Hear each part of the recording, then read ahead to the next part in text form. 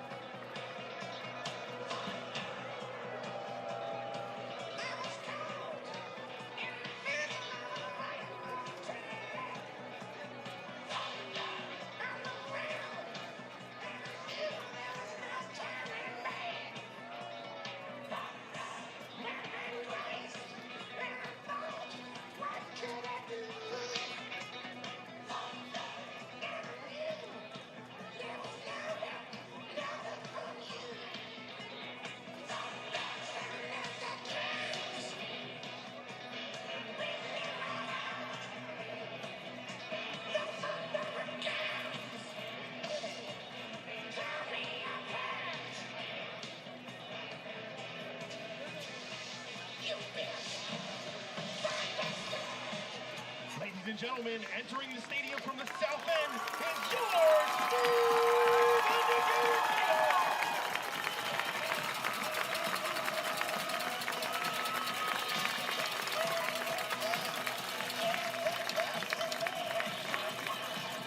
Let's meet our defensive starters. Number 56, Junior Garrett Maloney.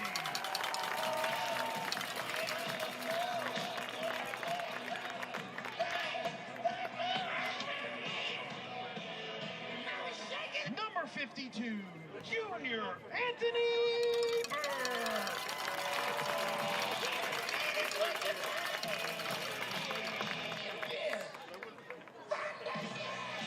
Number 1, Junior Corinne Bowden.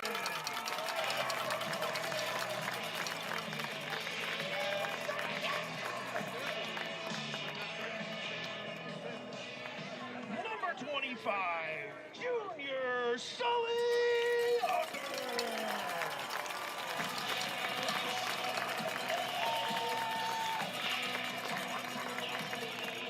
Number 10, Junior Ezekiel Elliott.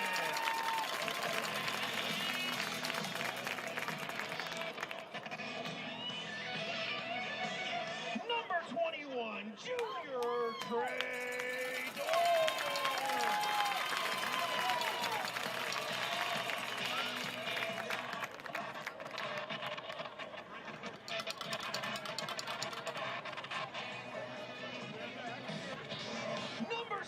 and Junior Delonte Henry.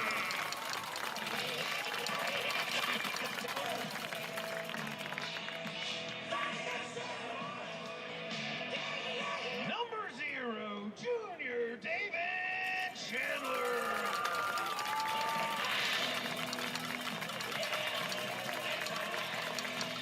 Number 8, Junior Ethan Bradshaw.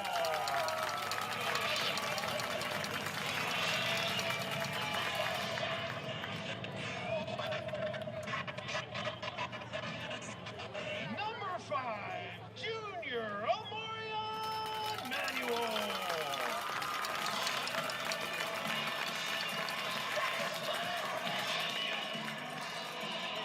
And number 3, Senior Gavin Salido.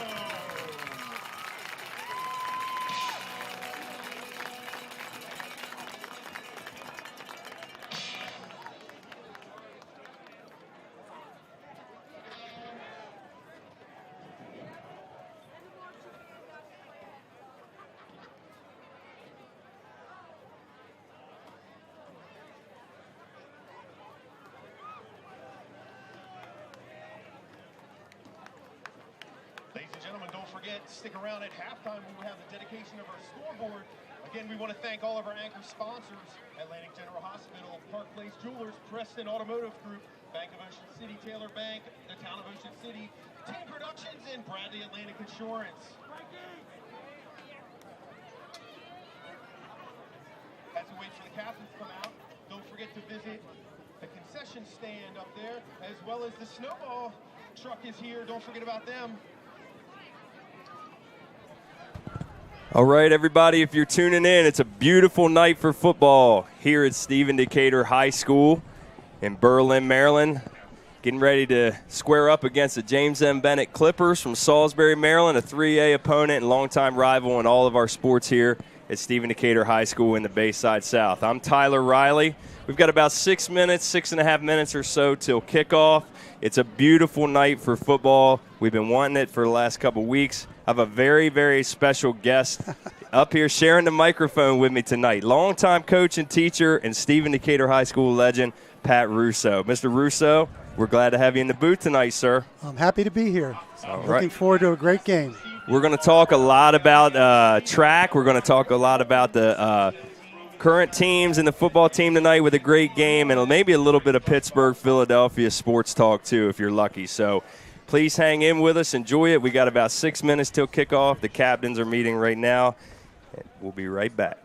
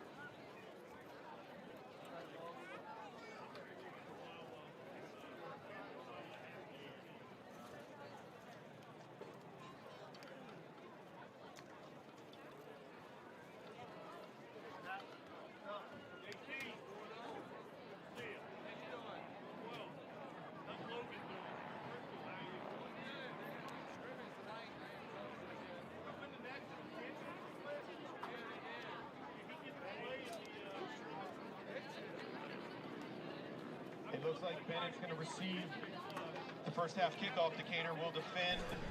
All right, we're back just real briefly here before the intros and the national anthem. James M. Bennett is elected to receive first. Stephen Decatur will be kicking towards the south end zone on defense first. Should be a great matchup here. Looking for the boys to get out off to a hot start. Coach Russo, you know how important that is, but we'll be right back for the national anthem. We ask that all gentlemen remove our hats and head coverings for the duration of the anthem. Presenting the colors this evening is the Stephen Decatur High School NJROTC color guard. under the command of Cadet Tristan Ayers. Carrying the organizational flag is Cadet Jackson Corbin. The left and right guards are Addison Wild and Leslie Vertigo. Playing the national anthem this evening is Stephen Decatur High School marching band.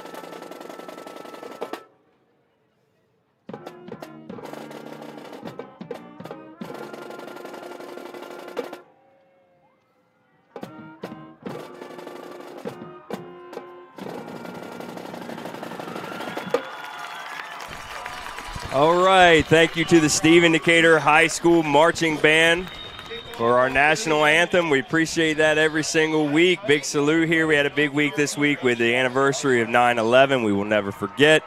2 minutes left till kickoff. Coach Russo, we're glad to have you back in the booth here. And I know you called, how many years did you call the play-by-play? It was over 30. Over 30. I'm not sure the exact number, but all the way back in the 80s, I remember calling some playoff games, actually, that we had here. Yeah, that's amazing. And Decatur was a 1A school back then. 1A school. Yes. Wow, 1A school. And I know all my years down at, as a Snow Hill High School player and graduate, hearing you and Kelly Shoemate all those years, two legends up there doing so much for the kids and the football players in the program. And they, sorry, my son just tugging at me for a $5 bill already. Right. We haven't even kicked the ball off yet. But anyway, we're just so glad to have you tonight. And I know Mike Hughes, we do miss him. He's heading down to North Carolina. I don't know if he's there yet or not, but his daughter is a freshman at High Point, and he's going to get to see her. I know he and his wife Val are really looking forward to it. So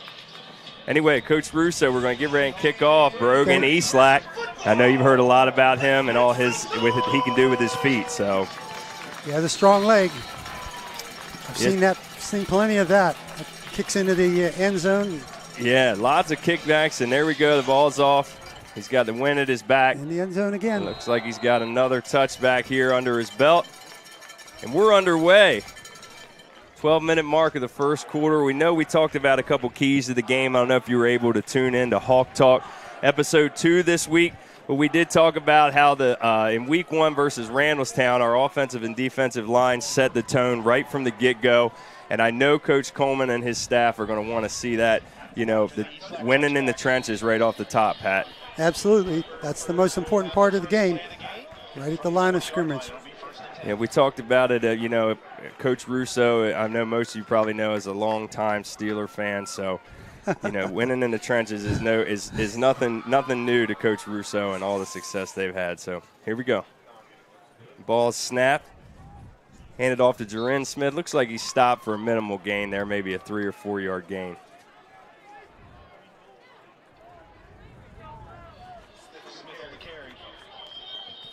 Second down and 6 here. Coach Lazinski for James M. Bennett. I know he was at Washington High for a very long time and actually beat his alma mater last week, coaching the Clippers. I think it was 32 or 33-0. It was called for a lightning storm or something. So here we go, second down and 4. Looks like shotgun formation here. Another draw handoff. Right into the middle. Yep. And that's what we said, talking about the keys for Stephen Decatur, and last year hurt him in the postseason run, there in that last game with a lot of draws, running right at their tackles and off-tackle runs and such. So we know that they're going to have to be firm there. They're going to commit to it. So first third down of the night.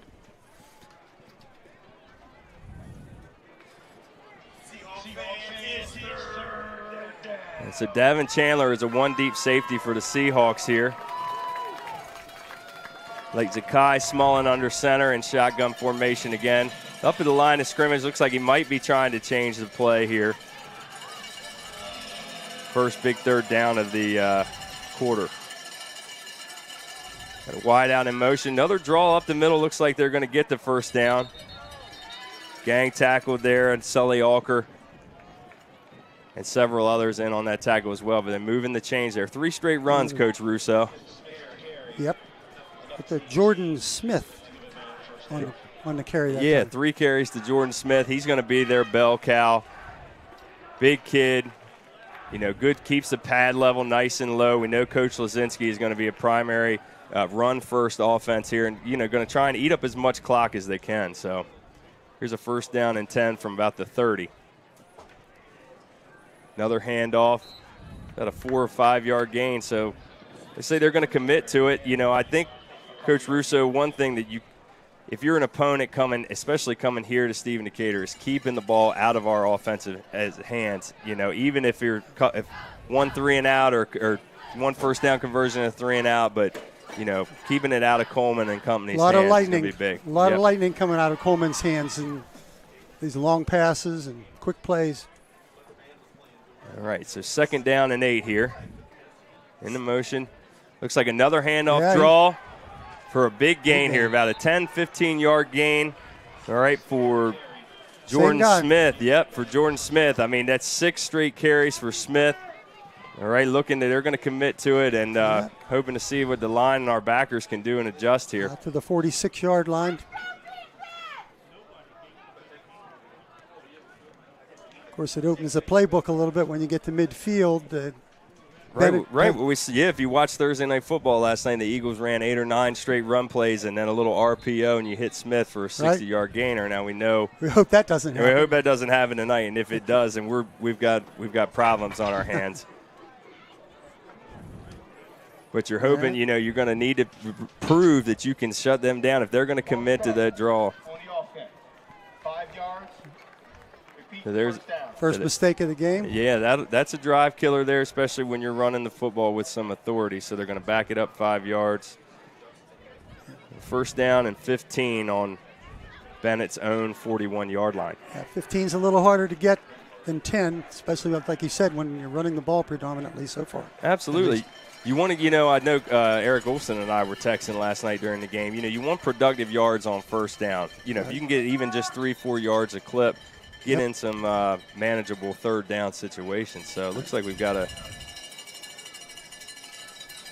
don't know if they've called a timeout or, I know. Maybe a flash the play. Yeah, a little confusion there. Oh, right. The Kareem Bolden in the backfield almost immediately. It looked like it was a design QB draw there, maybe a little RPO. Bolden was there fast. He's always there fast.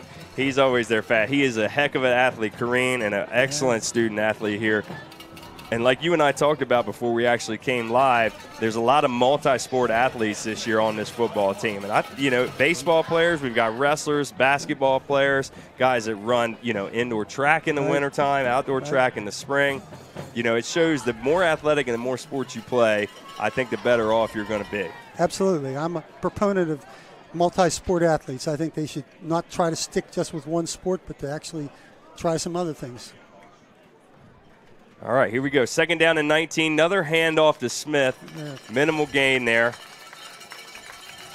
If they're just going to stick with their scripted plays, Coach Russo, or if just handing the ball off all night is, or at least 75% of the time is going to be. Well, we'll get a good clue here. Oh, we got a highlight right here. Here's All right, so here's Kareem. Looks like like a.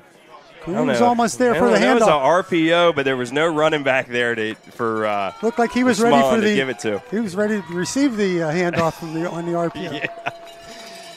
Yep. The Kareem in the backfield on that play again. Thanks for the highlight, everybody. We'll see if they throw the ball. They certainly Would think they will with Yeah. 3rd and 15. Yeah, we got no safeties in the box. Actually, looks like Ethan is stepping back. He's going to roll to his left and keep here. Big gain. He looks like he's going to be short about 2.5 yards, just shy of midfield. So that was, I mean, a big gain. I mean, a decent gainer there on 3rd down. But yeah, but he still had almost 9 to get to the first down. Okay, mark, yeah, sorry. Yeah, okay, I see the change now. So it was still a good pickup, but it would have been nicer for them if he'd done that on 1st or 2nd down. Well, look, I'm glad to have your eyes here. Okay, you've looked out at this field now. It wasn't turf all those years, but you looked out here long enough. No, it wasn't. So, all right, so it looks like they're going to drop back. Bennett is going to punt the football here. Last week, Randallstown wasn't real sure. Their kicking game was very minimal, and they were going for it on a lot of 4th downs. But it looks like Bennett's going to punt the ball away here. 6 minutes or so left in the first quarter. Timeout. And a timeout. All right. So that'll give us a chance to regroup, step away. I'll get my eyesight checked or leave Coach Russo up here to, be the Hawkeyes, I guess, pun intended, of the group. We appreciate you all tuning in here, and we'll be back in just a second.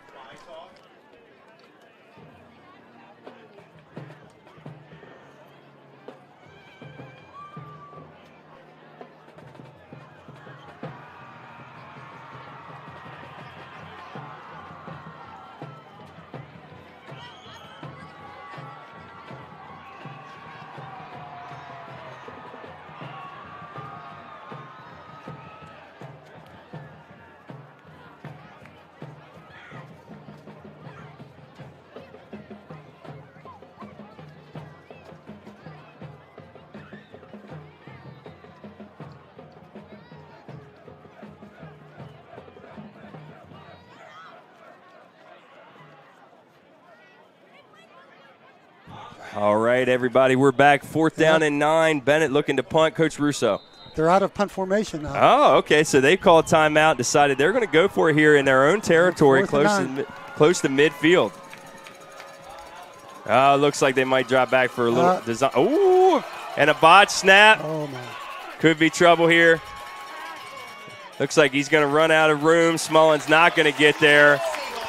Tried a little trickery there, Coach Russo, but that's thwarted right away with a bad snap, and we're going to take over on downs in Bennett territory. It looked like they were thinking of some kind of a pooch punt or some kind of a short punt there, but then when the ball was bobbled, that was the end of that. He right. went for it. I tell you, I mean, I kind of like that call. I mean, you're running the ball at a pretty decent clip. Yeah. I mean, you've had 2 big chunk runs, so maybe you see if you get any gaps, and if they, we swallow it up, then punt the ball away. But it didn't work out for the Clippers that time, and we're going to take over here. Bryson Coleman under center. We'll back in, I guess, pistol formation here.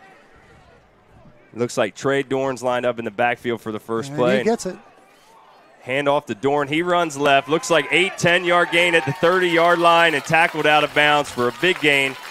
Probably about a gain on the same as his number, Coach Russo. Yes. Looked like a 21-yard gain for Dorn there.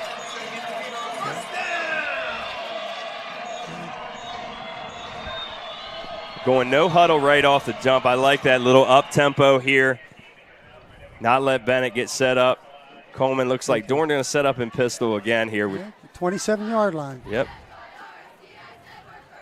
All right, Dorn lines up to Coleman's left. He snaps. It's like a quick draw to Bolden. He's going to have another big gainer.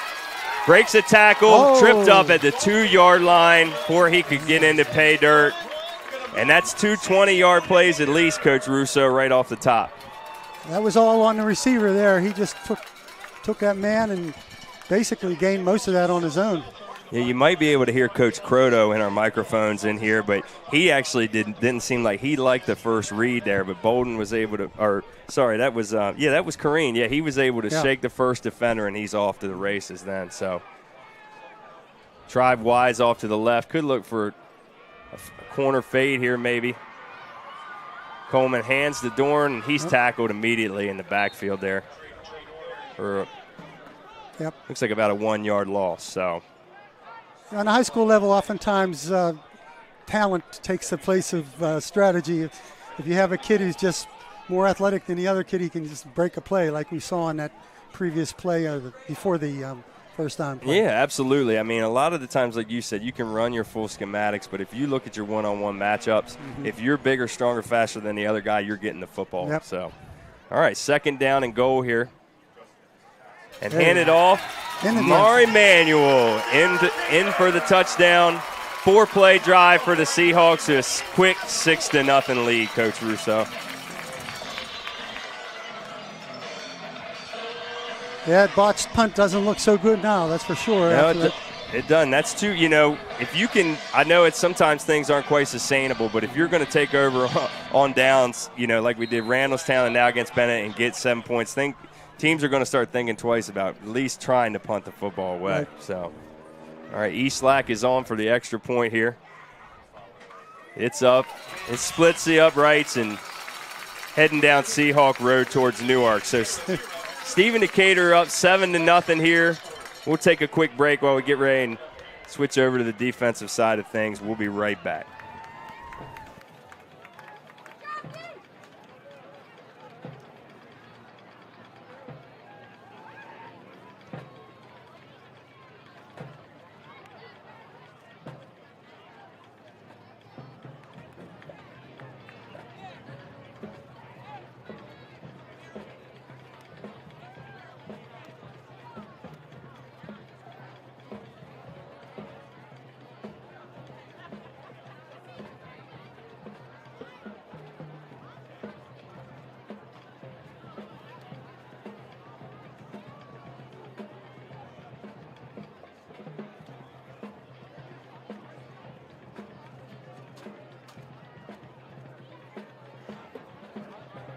All right, 7-0 Seahawks. Coach Mike Hughes, if you are listening, I hope I'm doing a fairly decent job of play-by-play here. It's not baseball, breaking balls and fastballs up in the zone, but a little pigskin on Friday Night Lights, we can do it. So Eastlack's back to kick. Coach Russo said that who's that back there taking it? Jamarian Stevens. Yep, one of their top athletes, and he's not going to get a chance to run it out. Eastlack with another touchback. Surprise.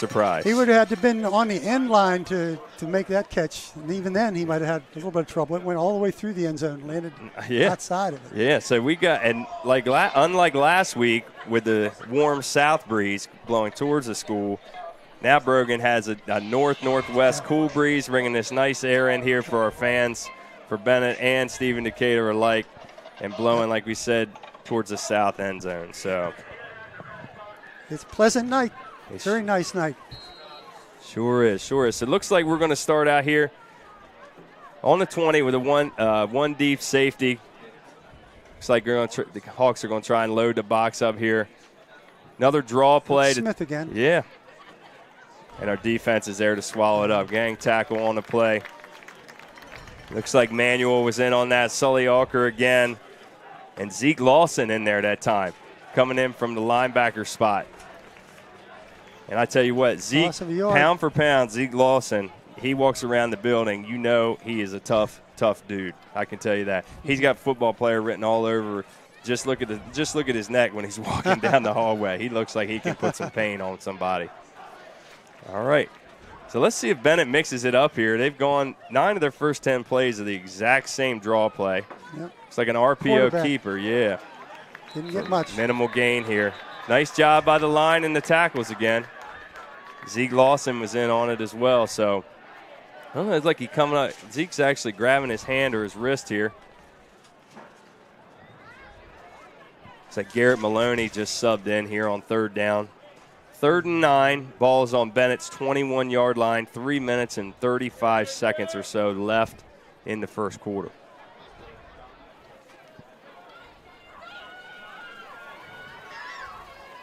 Two wideouts to the left, tight end back.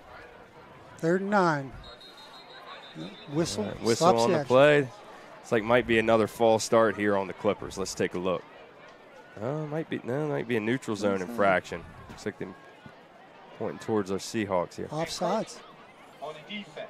Against the Seahawks. Yeah, when you're in 3rd and 9, most likely going to run the football. Hard count. You got to kind of expect a hard count there if you can. Not try and jump and make that a 3rd and short here. So now it's 3rd and 4. Ball on the 26-yard line of James M. Bennett. Delonte Henry over here on our west sideline here. Line off the receiver. Well, got through the first. It's close. Going to be close. I think it's a little short.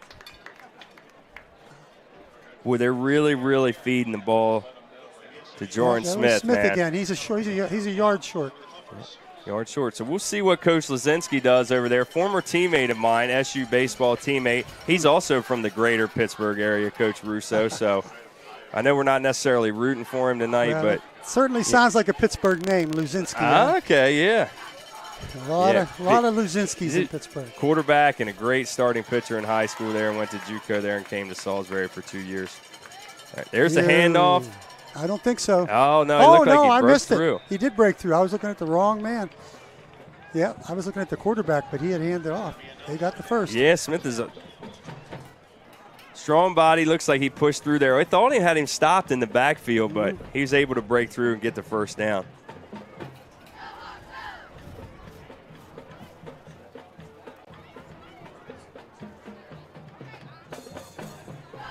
All right, first down Clippers here.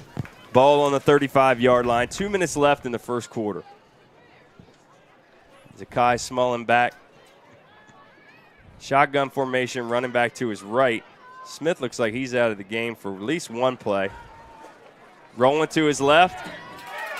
Mari Manuel in on it with great pressure. Ball was thrown away. Yeah, quarterback looked like he even threw it with his offhand. I think he just pushed it out of there. Just to get it out. It was real close. I'm not sure, there was a receiver real close to that, but I think the ball maybe got out of bounds there. If that ball lands incomplete inbounds, that's grounding for sure. So he got away with it. Yep. But he was desperate to get rid of the ball. You could see that. You had a lot of room right away, but Mari closed that closing speed on him right there. Was able to push him over the sidelines and. He's a pretty tall boy, so it was a little hard to bring him down. Looks like a draw play there to Matt Picaro. Stop for a minimal gain. Not much there. We're bringing up third down again. This is. Yeah, it looks like probably about 3rd and 8 or so, I would say. Passing down to me, but we'll see. You never know. With its run-heavy offense like that, they may spread it out and run a draw, try and get, empty the box a little bit. Yeah, they might be even considering getting half of it and going for it on 4th. Absolutely. If they can get 4th and shorts, I think that's what these teams are going to do, Not many are as blessed to have a kicking game like we do. So. Yeah. 17 in motion. Takes the RPO with a reverse. Great trick play there, call. Yep. Got the first. Kareem Bolden in on the tackle, runs him down. Bolden brings him down, but he gets to midfield. Yeah, but and gave it a little trickery there to Jamarian Stevens, and like we said, he's one of the key athletes for James M. Bennett. They're in Seahawk territory for the first time. Yeah. It took Randallstown, I think, into the 3rd quarter last week to get into our territory. So. Yeah. Yeah, that was a well thought out play. Yeah, you're going to need to, pull everything out of the bag against us, because we're going to be able to use our athletes and score quite a bit. So you got to be creative. All right, little pitch to Stevens again, but we're in the backfield to swallow that up there. That'd be a loss. Kanai Floyd slows him down instantly, and Seamus Orth in there in the backfield on the play. Yeah, there was a Seahawk convention right about the 47-yard line. Yeah, nice job by the sophomore Orth there to get in there. Follow it up. You've got, obviously, Kanai gets there first, but, you got to, hunt the ball carrier. And Coach Coleman said they've got a bunch of hungry guys on defense. And it looks like that's going to take us right there to the end of the first quarter. So we appreciate you tuning in. Hope you enjoyed it so far. Going to get ready and switch ends here. Be back with you very, very soon. 7-0, Stephen Decatur.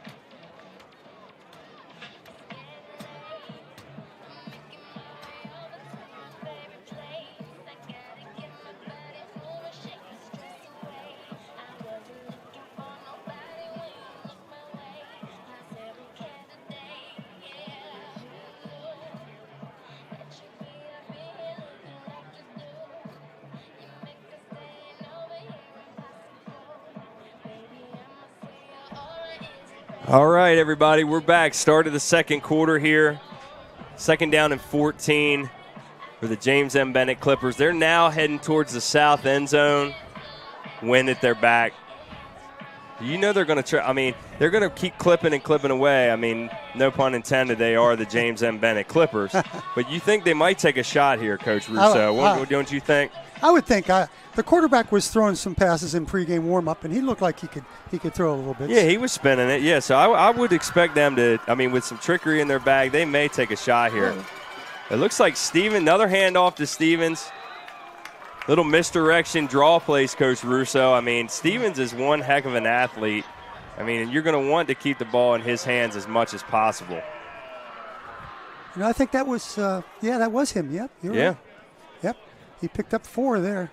Got back to almost back to the original line of scrimmage. Yeah, so it looks like it's 3rd down and 12. Ball's at the Decatur 49-yard line here. Let's see what the defense does so they can get into a 4th and long situation. Snaps it off, hands it again, draw right up the middle to Picaro. Pick up of about 5 on that one. It's going to make 4th down. And again, they are in our territory, so I imagine they'll go for it. Yeah, they're going to be going for it here. Looks like about a 4th and 7. Ball's on the 46-yard line. Yep. And again, without the ability to pin teams deep, especially a dynamic offense like Coach Croto and Coach Coleman run out there, they're going to want to get it. This looks like a pass to me. Is this your pass? This looks, Coach Russo thinks he's going to get a pass play here. We've been waiting for it. Snaps it off. Looks like a running option left. Tackled for a 3-yard loss. Tribe-wise in there first, and then Gavin Salido as well. Salido's name gets called. He read that script absolutely perfectly, and Stephen Decatur takes over on downs, Coach. That had no chance. It was just too slow. It didn't get moving. Yeah. And he did that. The option, and he started wide to the left, and it just wasn't happening. Both quarterback and running back running parallel to the line of scrimmage there. And I mean, if you can't get that initial angle running option, or Coach Fleetwood for all those years in his triple option offense, if you don't get that initial angle, you're in big trouble. So Stephen Decatur takes over on downs here. Team speed is what did that. In that last play. That's what it is. We get speed at every position. Not necessarily the biggest guys even on the line, but the speed and tenacity is what we're looking for. Coleman hands off there to Mari Manuel. Stop for a minimal gain on 1st down there with the draw play. About a yard.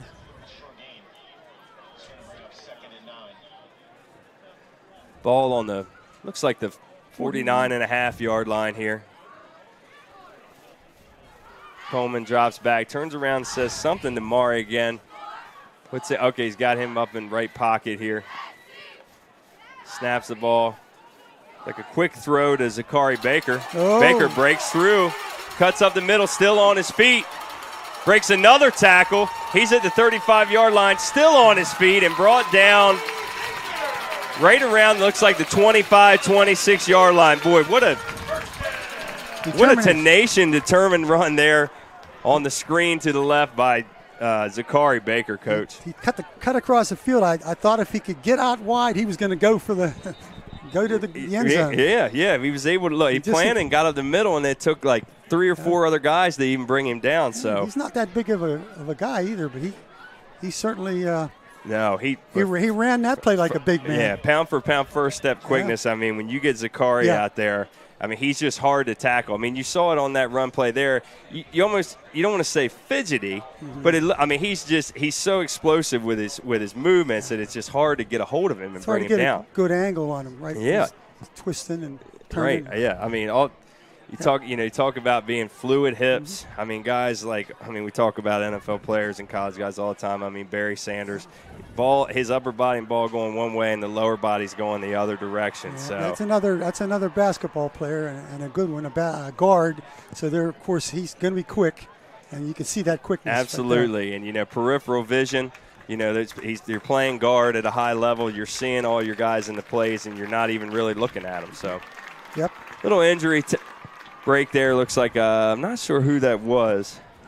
Might have been Elijah Pugh, I think, maybe for James M. Bennett, but he's up and moving around over there. So first down, deep into Bennett territory here. Was that about the 28? Yeah, about the 28. Yeah. Mari Emanuel in the backfield with Coleman here, tribe-wise, and Zakari are split out left. We're going to hand off to Manuel. Right up the gut. An 8-9 yard run right off the jump on first down. Those are the chunk gains you want, Coach, right off the get-go. I like to see those running plays working a little bit. I know we're predominantly a passing team, but you want to see some of that running work too. Right. We can be, everybody knows, and you and I know that we can be as dynamic as we want to. Mm-hmm. But can we, establish the run and pound the football and gain yards and eat clock when it means the most? That's going to pay off late in the season. Absolutely. When the weather isn't maybe so good. Right. Another run for Mari to the left. The first down. Yep. Had a 4 or 5 yard gain there. Penalty flag is on the play. We'll see what they call. It might be a hold, Coach. Yeah, it could be. I didn't see it, but that's oftentimes the case, especially on a wide run like that. Yep, that's what it was. When you're running wide, you'll see that hold more often. Yeah, absolutely. Especially if you get a linebacker who's closing in and one of the guard, whatever direction you're running, if that guard's pulling, and he doesn't get to his spot and get that angle right off the get-go. Coach Knorr, right off the get-go. Quit writing on my roster sheet. I'm a color analyst, for crying out loud. He's been forced into a different job. I know. Today. There's a guy in High Point, North Carolina right now just living the dream. 4 times? Oh, my gosh. All right, here we go. Coleman snaps the football. Runs a little reverse as Zakari. Got plenty of room. Another flag on the play here. Another penalty. There are several flags. Yeah, several flags. I mean, I don't know if they're going to call a hold again or not, but, I mean, that play. It was so fast. Yeah, it took off so fast. I didn't really think they had even enough time to make a hold there. Yeah. And anyway, let's see what the official says here. Looks like they're going to talk it over for a quick second. Might have to start throwing again. That might be what Bennett doesn't want to see, really. Correct. Correct. They start opening it up and splitting everybody out wide and spread offense. Yep. We got another hold. Holding on the offense. Who? Declined. We also have another hold on the offense. Oh, that's accepted. Penalty is accepted. Okay, so we've had uncharacteristically sloppy, 3 holds really, if you count the. So there's been 3 holds and 2 plays. 2 plays, right? So little sloppy here for the Seahawks in their line, but we know they'll right the ship. And now, you folks out there watching might get to see some of the explosiveness of the passing game get ready to take place here. Definitely. So second down and 21, ball on Bennett's 38-yard line. Snaps to Coleman. He rolls left. Plants. Looks like he's going for the end zone here to Tribe Wise. On the money. And touchdown. Touchdown, right? Beauty. Yep, Coleman's runs to his left, plants his feet. He has plenty of time. No holds on the play there. No holds. No flags. He could still be standing there getting ready to throw. Hits Tribe Wise in stride and pay dirt. And we are up that quick, 13-0. Yep. The worst thing that could have happened to Bennett was those 2 holding penalties. Coach, I'm glad you're here. And it seems like you knew that was the play right from the get-go. I don't know if your mic is tapping in with the offense or not here, but you said that really wasn't the best thing for Bennett there. So. No. Eastlack sets up for the extra point. Ball's down. Kick is good. And heads up at the no, he didn't quite get it over to the Gator. They'll have to do better next time. Yeah, so as Coach Greenwood just said, if you were able to listen in, 8:15 left in the second quarter. Seahawks up 14-0. We appreciate you tuning in on a beautiful night here in Berlin, Maryland. We'll be right back.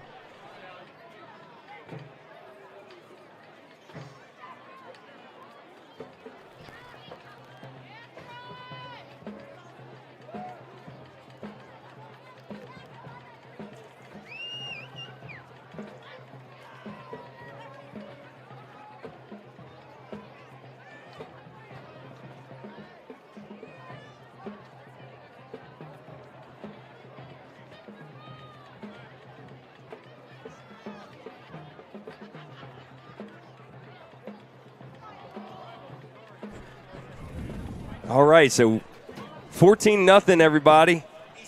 Big play. Coleman to Tribe Wise. Looked like about, what, I'd say like maybe a 35, 36-yard passing touchdown. Hit Tribe right in stride in the end zone over the D in Decatur. Eastlag beautiful. Off to kickoff here. Kicking into the wind, but he's still going to kick it to the goal line, into the end zone. I think I got to start keeping a tally. If Ron Knurr can keep tally with I'm saying get-go, then I want touchbacks recorded. All right, let's get actual stats here, please. From the get-go. Yeah, from the get-go. Yeah, from the get-go. All right, so we're going to be set, get the defense to work, starting at the 20-yard line. We'll take just a very, very, very quick break. Ladies and gentlemen, don't forget at halftime, our big dedication ceremony for our scoreboard. Lots of dignitaries on hand tonight. Check that out. Sticking around for that at halftime. They're going to make a receiver out of it. Yeah. All right, we're back quickly before we even knew it. Oh. And just like that, Kenai Floyd is in the backfield again. He's been in the backfield literally every single play. The quarterback took a hit. And that was about a 5-6 yard loss right off the jump in your own territory, Coach Russo. That's not what you're looking for on first down. No, it isn't, especially when you don't throw the ball. And we still haven't seen them do much with the pass. Yeah, they have not committed to they've had maybe one screen play, I think, one screen pass, and that was it. All right, 2nd down and 14.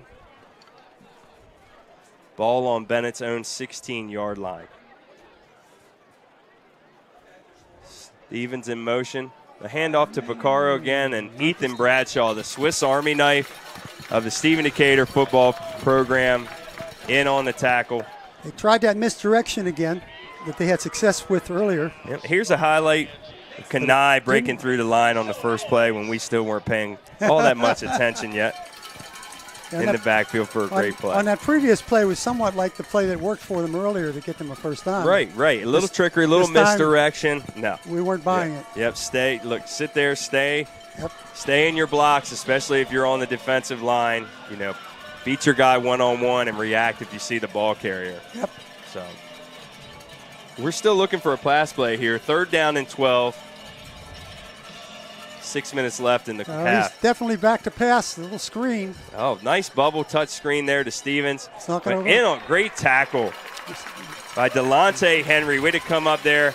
He read it like a book. That was a beautiful touch, though, on that. Open, right over the top of all the committed defenders. But that open field tackle was nice. Yeah, Delonte Henry. And when we talk about the last name Henry with Stephen Decatur, football, basketball, track, all that, you're talking a lot of Henrys. You're talking about lineage. Yep. You're talking about lineage when you talk about the Tates and the Purnells and the Henrys for you know.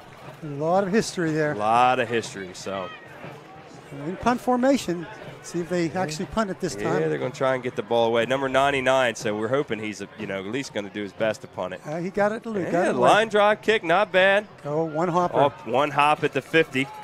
Kareem Bolden running left, breaks a tackle. Good block. Big block. Big block. Springs Bolden.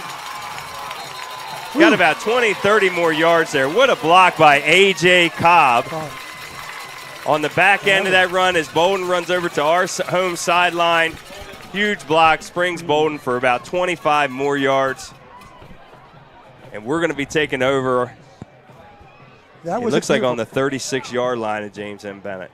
That was the kind of block that the coaches will be showing everybody on their films. You can get yourself on the Bobby Hammond Tough Man of the Award list for blocks like that. Of block, Actually, you really don't see too many crazy blocks like that anymore. That was beautiful. It was clean. Here it is on the replay. I mean, just stuck his shoulder in there right into the chest. Right. Yep. Okay, where are we? Decleated him. Let's see. Looks like we're on the 29-yard line or 30-yard. No, maybe the 25. Yeah, right up at the 25. Right? 25-yard line. Coleman in shotgun formation. Snaps, fakes to Cobb. Throws it. Like he hits Gavin Solito there. Breaks one tackle. Stiff arm out of bounds at about the 10-yard line. Ooh, that looked like a little late there. Well, actually, he was riding Solito for 5 yards. I think Salito probably thought he was wrestling all of a sudden. Yeah, well, Gavin Salito probably enjoyed every second of that. Because he had him from behind, and he was sort of just going with him. It went right out of bounds. He learned a lot about that, Coach Martinick, in that wrestling room over the years. Oh, we have another penalty on that play? Apparently. I don't know. They moving them back. We're going to wait and see here. Legal block in the back. Oh, okay. 10 yards.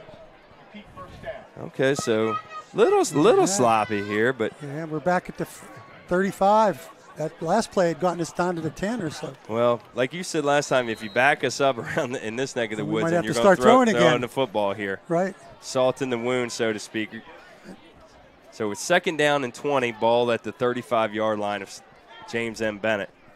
Yeah, last time it was 2nd and 21. Through that touchdown pass, Looks like a handoff to Cobb. Breaks one tackle. Out of bounds. A little reward, I guess. Yeah, that's a nice carry there for A.J. Cobb and a big reward for his block. You know, this Coach Hughes led on to it. I think it's his first year playing football. Right. Big-time baseball player. He's got excellent speed, especially straight-line speed. He had a 99-yard. He ran indoor track this past winter. Oh, okay. Nice. He and Hobgood, both of them. Yeah. Yeah. Well, there you go. Got to love that with, multi-sports and running and doing all that over the winter. I mean, even swimming, we try and get all our guys, especially our pitchers in the spring, to do some swimming in the wintertime. But anyway, Coleman steps back. Looks like he's rolling left again.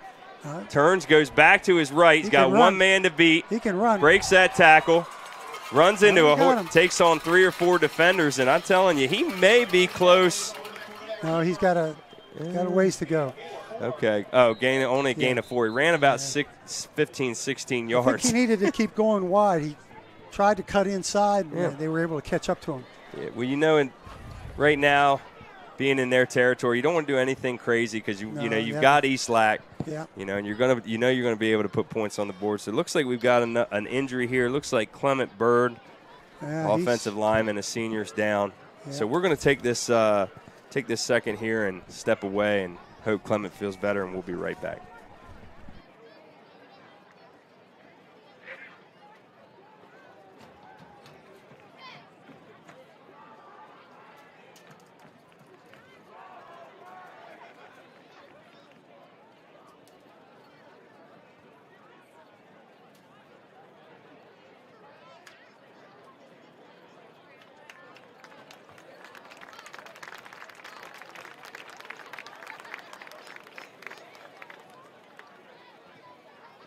Ladies and gentlemen, don't forget at halftime, our ribbon cutting ceremony for our brand new scoreboard. And again, much thanks to all of our anchor sponsors at Atlantic General Hospital, Park Place Jewelers. All right, Coach Russo, we'll take an opportunity, too, since Coach Greenwood has given a big shout-out to our sponsors, and we absolutely cannot thank them enough for all they've done here, especially for the big scoreboard. It allows guys like me that are needing to wear glasses but don't wear glasses to see plays and replays. So we'll go across the top first. AGH, Atlantic General, we appreciate all you all. Park Place Jewelers, I absolutely love you. Preston Automotive Group, thanks for all you do. And the Bank of Ocean City, we certainly appreciate and love seeing all your names across the top there. And we'll get to the bottom row here real soon. But thank you all again. Absolutely. All right, 3rd down and 9 to go. Ball on Bennett's 24-yard line. Coleman snaps, runs left again, plants. Looks like he's looking for, and a blatant interference call in the end zone. That'll put the ball at the 1-yard line. Yeah. And another great play call by Coach Croto and Coach Coleman there. I was thinking that would probably have been a touchdown pass if you hadn't the interference. So probably was a good play by the defender. You get the PI, but you might as well give yourself another chance. You were beat. Yeah. You closed the distance right as the ball was arriving. It's not like the NFL; it doesn't go to the 1-yard line. It's a 15-yard. Oh yeah. Okay. Well, there you go. So I mean, it's if you're beaten, then you might. What you can do is go ahead and take it. Here it is again. Look, Stevens with a smart play pushed him out. He was definitely beaten on the play. You gotta love having the seasoned vets here. My partner leaves me. He heads to North Carolina. I don't even know all the appropriate rules yet. I know most of them, 80%. That's pretty good. You're ahead of most people. Yeah. I'll take it. Listen, I'll take it. So where are we about the? Looks like we're on the 12 yard. I think 11 line, or 12 yard line. Yep. Yep. All right. First and 10. Yeah, we can see it on the big scoreboard. Right. No more guessing. Trey Dorn with a handoff. Comes back left, fumbles the football. Ooh, boy. That could have been trouble there. Looked like Deliano Guerrero, linebacker, in on the tackle after Dorn fumbled. Maybe trying to do a little too much there. It scared me a little when he tried to scoop it instead of just falling on it. I was a little nervous about that because if he didn't get that first, right, that could be. And then the beauty of the turf, there was always patches, as you and I have all played sports forever. Yes. You could have the luscious grass, but there can be uneven surfaces out there. So the ball went right back into his gut. With multiple sports playing on the same turf. Oh, absolutely. All right, so 2nd and 10. Yep. He's open. Oh, good catch there. Yeah, what a catch. Caught that. Yes, he did. Yeah, a little floater there. Yeah. Yep, F. Copeland with a catch over there by the right pylon. I was a little nervous about that one. It looked like it could have been picked off. It was close. Yeah, he was slipping. Looks like a couple guys were slipping over there. Yeah. And I think Josh Worth was slipping as well, and he may have come down with an injury. Yeah, so he's down. So a couple injuries tonight. Let me get a quick highlight here, Coach, on the screen. Yeah, looked like a clean catch. So let's take a look. What do you think, Coach? Yeah. Oh, yeah. What a catch. That looked like a pro or a college receiver there. Yeah, tucked the bottom hand underneath. He caught that with his hands. Yeah. Kept it off the turf. Yeah, so it was thrown a little short by Bryson. Yeah. Was short, and but fortunately got past the defender. Yeah, it was a nice job by Evan to be an athlete there, and there's plenty of them out there. So, yep. All right, we'll take about a 10-second break here. I think the officials are going to try and get a marking, and we'll be right back.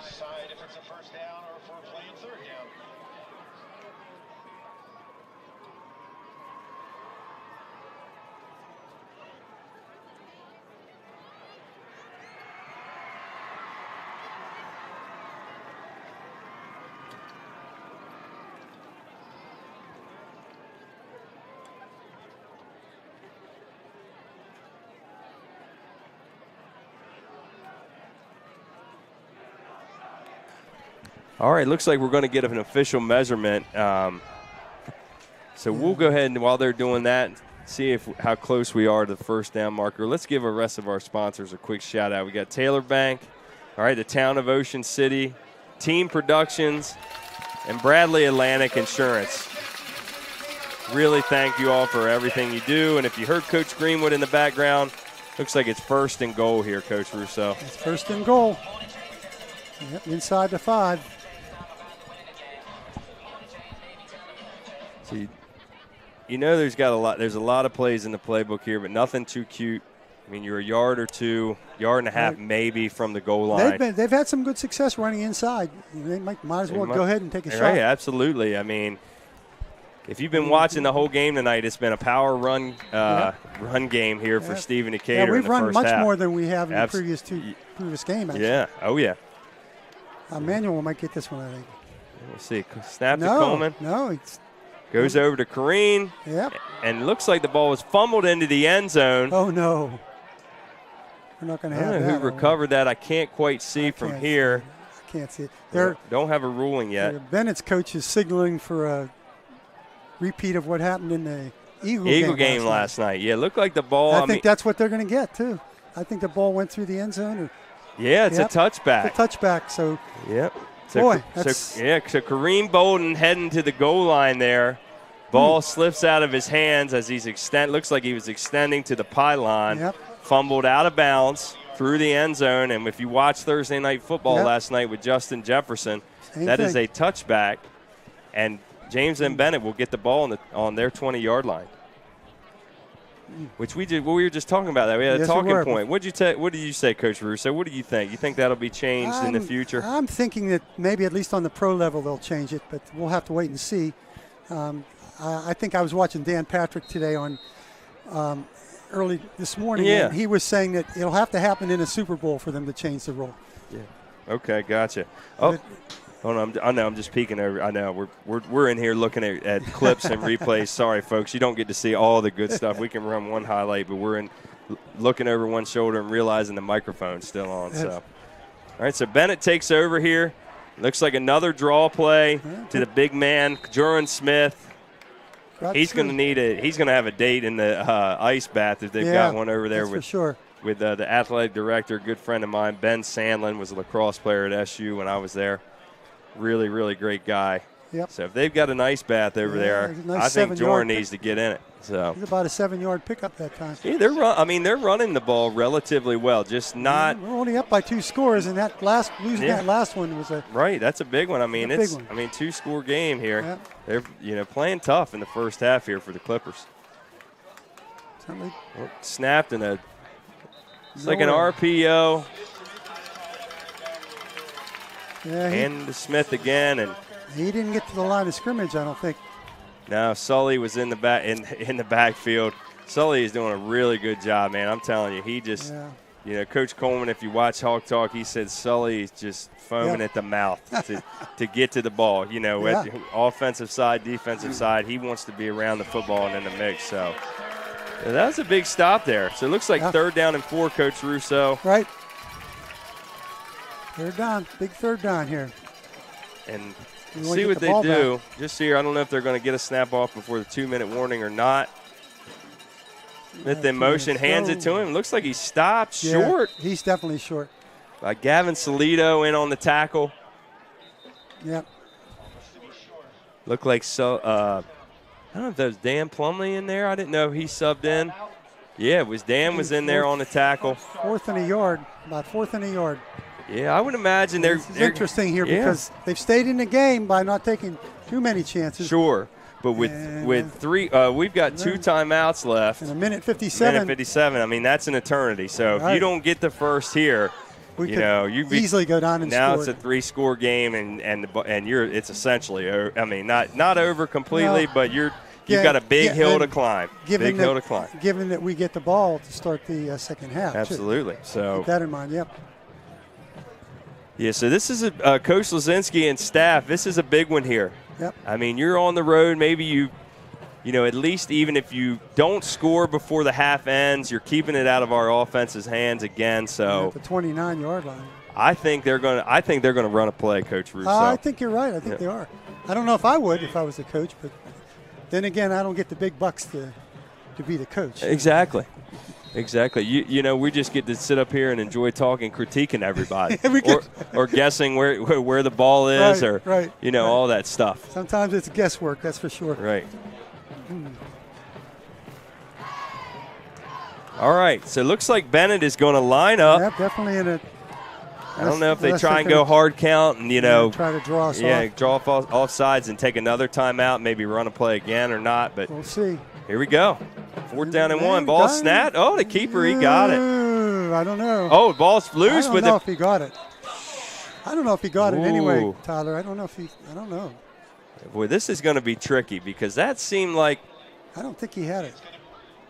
Yeah, I think you're right. It might right on the sticks, and the ball was moving. Where are they putting it? As the whistle was being blown. He didn't gain very much. Are they calling it a first down? Yeah, they gave him the first down, and they're starting the clock. I didn't even measure. I thought it would be close enough to at least measure. But they got to go. I mean, nice job by his center there. As soon as he snapped it, he created enough leverage to get that full yard. Because it ended fast. He got the yard, and then it was over. Yep. It gives him four more shots here. Yeah, well, minute 28, 27, 26, and counting. They're going to have to throw here, though, eventually. Yep. There's no way they're going to run the ball down here in a minute and 28 seconds. Another handoff to Smith, which has been a recurring theme here for the Clippers tonight. I think he's carried the ball at least 15 times, maybe more. Yeah, we'll definitely write some stuff down at the half for everybody. But minute left and not looking like there's going to be any shots taken here by the Clippers as the clock winds down. But you never know. But it's been an entertaining half. Has anyone else run the ball for Bennett? Has he been the only ball? Yes. And I made a mark of it right here. It was where is it? I got it right here. Well, Stevens has carried the ball 3 times. Okay. And Picoro's carried the ball 3 times. It's actually, there have been several. Yeah. It just seems like almost every player was Smith, you know. Yeah. Well, he's definitely a great player. Reminds me of Kent Island last year with their big fullback that they. Oh gosh, what was that kid's name? Dave. Kent Island kid last year. What was his name? What was his name? Plays lacrosse. Yeah, Casey Heath. Casey Heath. Yeah, Casey Heath. They just that was just force feeding him. I watched last year. him carry the ball 40 times in a game. I think it had to have been it was 35 plus carries that game. Yeah.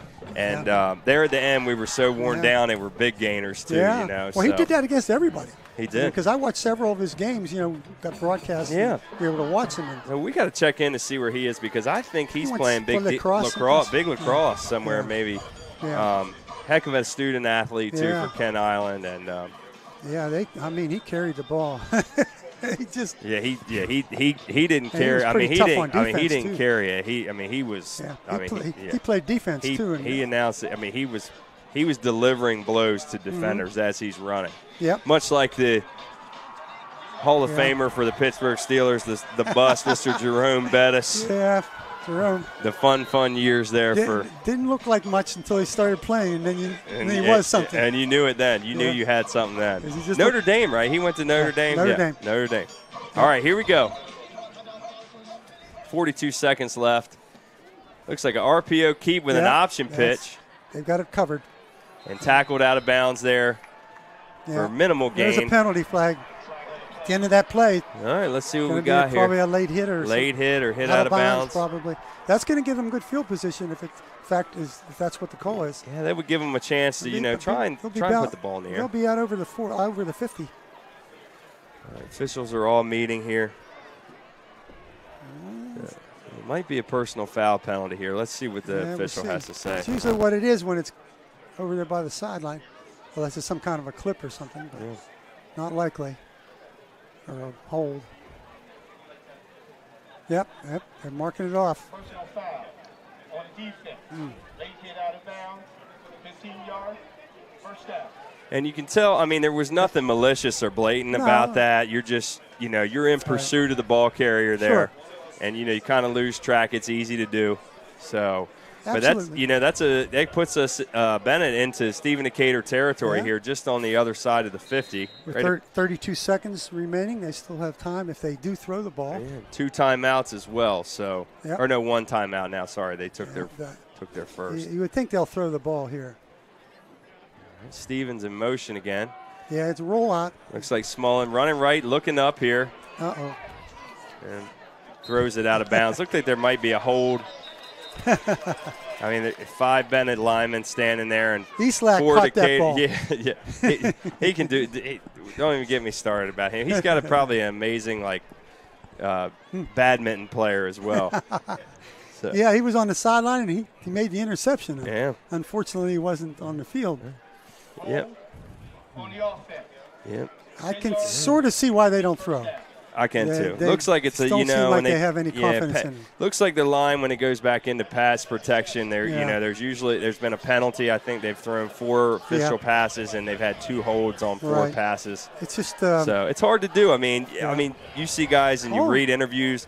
Teams that throw a ton, it's taxing on an offensive line. Right. If you're moving forward, running the football, you get in a groove and offensive linemen like the block for running plays more than they do. Yeah, moving forward. There's no doubt about that. Right, moving forward. Put all that weight and energy forward. So, So clock's ticking down here. About 25 seconds left in the half. 14-0 Stephen Decatur. 2nd down and 20 for Bennett. 42-yard line. Stevens in motion. Smullen takes the snap. Rolls to his left. Flush from the pocket. Goes deep. Oh, incomplete. Boy. Oh, no. Oh. I don't know about that. Looks like Trey Dorn there. He got there late, but I don't think that was a pass interference call. But let's see what the official says here. Well, I think that's what he called. Look, Coach Russo's here getting fired up. Well, that didn't look like. Remind me to hit the mic if you're going to say something bad, okay? I Coach? won't do that. I know. I know. No, Trust me. What do they do? Okay. Because he's going to have to mark it for 15 yards. Yeah, it's a 15-yard penalty. Yeah, they're way down here like they're going to. Yeah. They think they're in the NFL. NFL. Not a spot foul. Not a spot foul. NFL, right. I learned that about 12 and a half minutes ago that it's PI is not a spot foul in Bayside football. Absolutely. Okay. So fortunately, here's the official ruling. Pass interference on the defense. 15 yards. So they have 17 seconds now. It looks like, Trey got there almost after the ball had landed incomplete. So I really didn't see anything there. I might be wrong because I wasn't, of course, we're pretty far away, but I just didn't see it.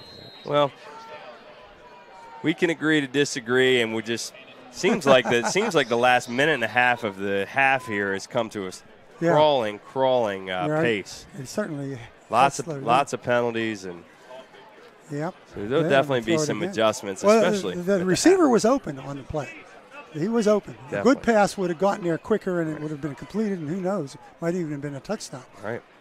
So yeah, he was streaking across the 30 there, wide open behind the defender. He had to slow down and wait for it. Yeah. And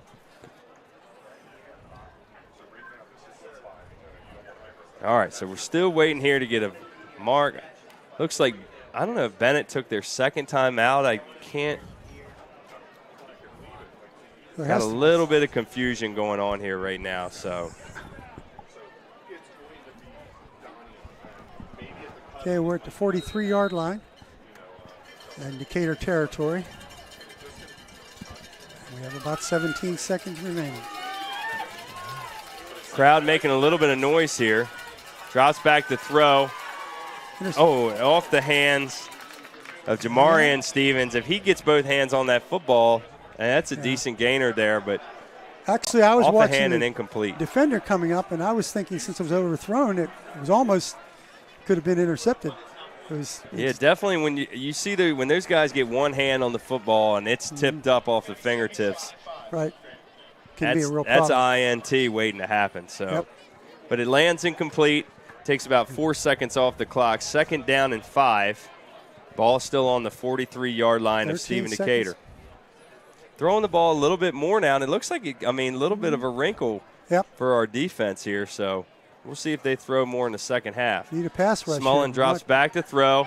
Tip ball. Great job. Got his hands up there. That was interesting. There was no pass rush at all, and then all of a sudden, out of nowhere, Wise comes through there and disrupts the play. Yeah, it's just like he gets in and he's so long. Right. He's got I don't know what his official wingspan is, but he's 6'5". He's 6'5", and his wingspan's probably 7'5". So there's 13 foot of defender coming in at you there right at the last second. Got a piece of that one. It's a good play by Tribe there. Fluttered pass falls incomplete. 3rd down and 5 with 6 seconds left to go here in the half. Sun's starting to set. Yeah. Oh. And we got a penalty here. Illegal procedure. False start on the offense. 5 yards. Yep. Still 3rd down. So another flag. I think probably maybe one play. Maybe that's probably what we got. Yeah, one play here. They've got one shot at it, I think. We'll see if we can get to the half without another penalty flag being thrown. I think we've had a baker's dozen here in the last this 2 minutes second quarter or so. is, particularly like you said, the last couple of minutes, it really makes for an ugly game when that starts happening. Sure, it starts to slow down and you lose pace and rhythm, and that creates a little bit of a pickle for your your coordinators, because you really don't know what are you doing well over the last drive and a half when you've had flags and and some line penalties, and then you get a hold, but that's high school football, Pat, and especially early in the season. We're still pretty early. This is only Decatur's second time on the field. Look at, I always attribute it to my teams, and all my buddies will tell you, and my family, I shoot text messages. You do the same with your kids. Sure. I'm sitting there, how sloppy, and why isn't Hertz and all the Sirianni playing these guys in the preseason, and da-da-da-da-da. You know, there is a reason for it. But even Sirianni said after week 1 in New England, he said, I think I might have to reconsider trying some, playing a few snaps in the preseason because it's hard. It's timing, Sure. And new coordinators and especially when, like you said, they have new coordinators. Right. Of course, that's the punishment you get for winning. For winning, correct, correct. Luckily here for winning, we can hold our coaches on teacher salaries. So they're not and teaching contracts. They're very seldom are they going to be taken away to a bigger very seldom. I say that, but then some of these schools could call from California or something. Texas, IMG, and football in Texas is sort of like high school football. Oh, absolutely. All right, looks like the last play of the half here. Smullen drops back to pass. He tucks. Looks like he's at the line of scrimmage, but he threw the line of scrimmage and off the hands of Dorn. That's the end of it. And that'll end the half. Now he threw past the line. That's what the penalty was, I'm sure. Yeah. Folks, we are so lucky to have you all tuning in and lucky to have Coach Russo here. And if you can't tell, Coach Russo is a fan of Stephen Decatur athletics and Stephen Decatur football. Yep. And we're going to tell you, you're going to hear it like it is. And we love having him here. I think he'll be here next week against Snow Hill. So the penalties decline, and we're off to the half. Folks, we really appreciate it. 14-0 Stephen Decatur. We'll see what kind of adjustments these teams make at the half, and we'll see you real soon. Cutting ceremony and dedication of our scoreboard.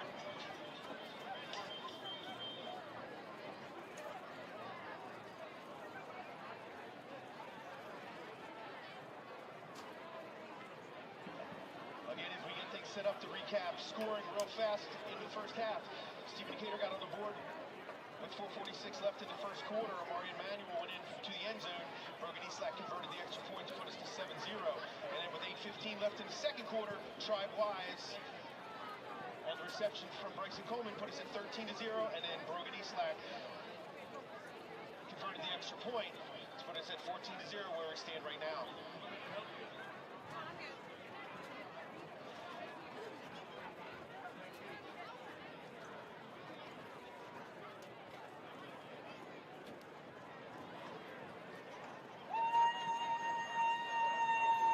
Seahawks fans, we ask that during this time you please direct your attention to the 50-yard line, where Stephen Decatur High School principal, Mr. Tom Seitz, will kick off our special ribbon-cutting ceremony for our new LED video board.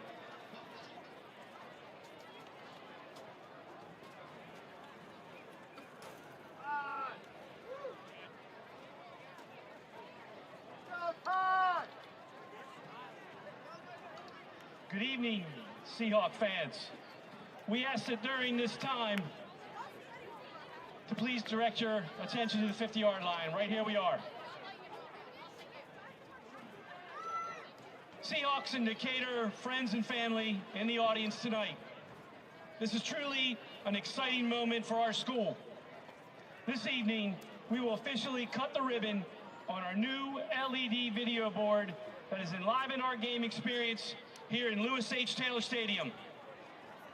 Over a year ago, I began the process of researching the feasibility of an LED video board to replace our aging scoreboard.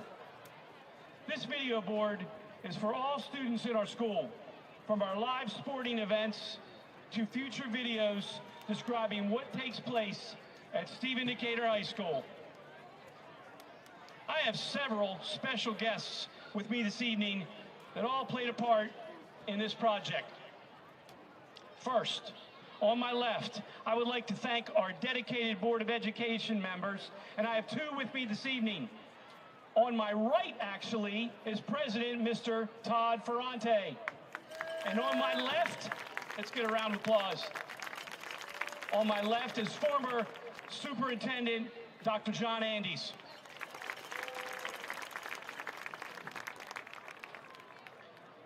I also have our Superintendent of Schools, Mr. Lou Taylor, as well as his executive team, Assistant Superintendents, Dr. Annette Wallace, Dr. Dwayne App, Mrs. Dee Shorts, and Chief Financial Officer, Mr. Vince Tolbert.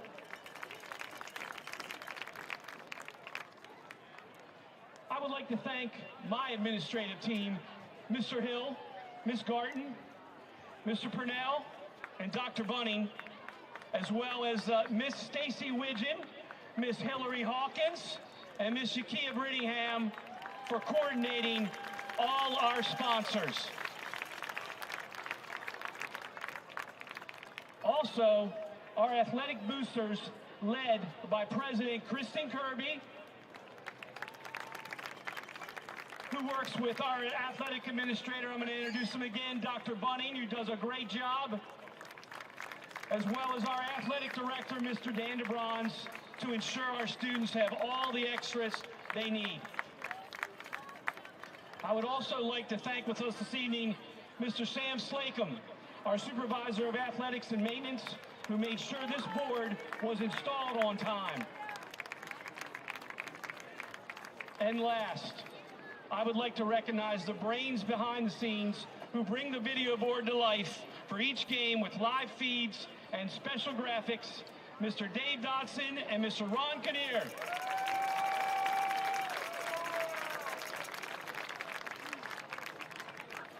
Thank you to our school-based support.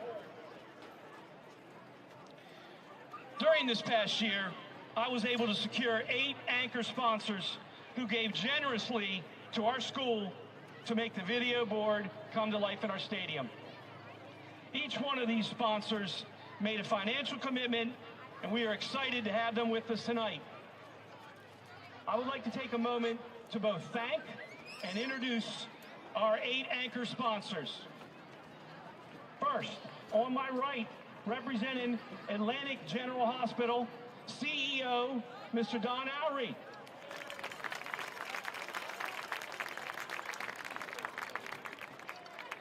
Representing Park Place Jewelers, also our Board of Education President, Mr. Todd Ferrante and his wife Jill Ferrante.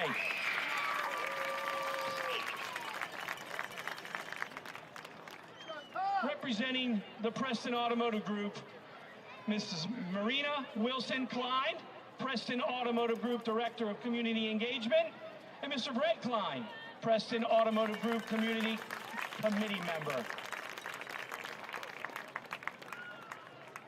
Representing the Bank of Ocean City, Mrs. Kim Mumford, Vice President, Human Resources, Mrs. Susan Trimble, Senior Vice President and Chief Financial Officer, and the President of the Bank of Ocean City, Mr. Reed Tingle.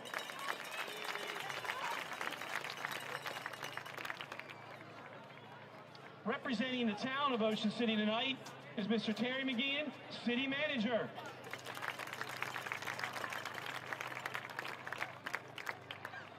Representing Taylor Bank is Mr. Ray Thompson, President of Taylor Bank. And we also have our superintendent, Mr. Lou Taylor, who serves as a board director.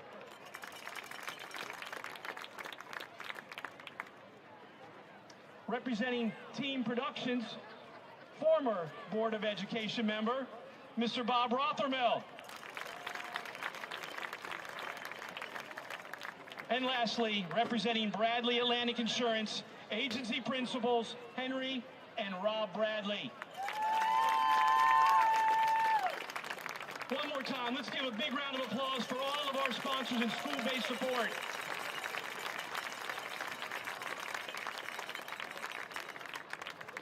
At this time, I want to welcome someone who really needs no introduction here in the stadium that bears his name. Former Stephen Decatur High School principal and current superintendent of Worcester County Public Schools, Mr. Lewis H. Taylor.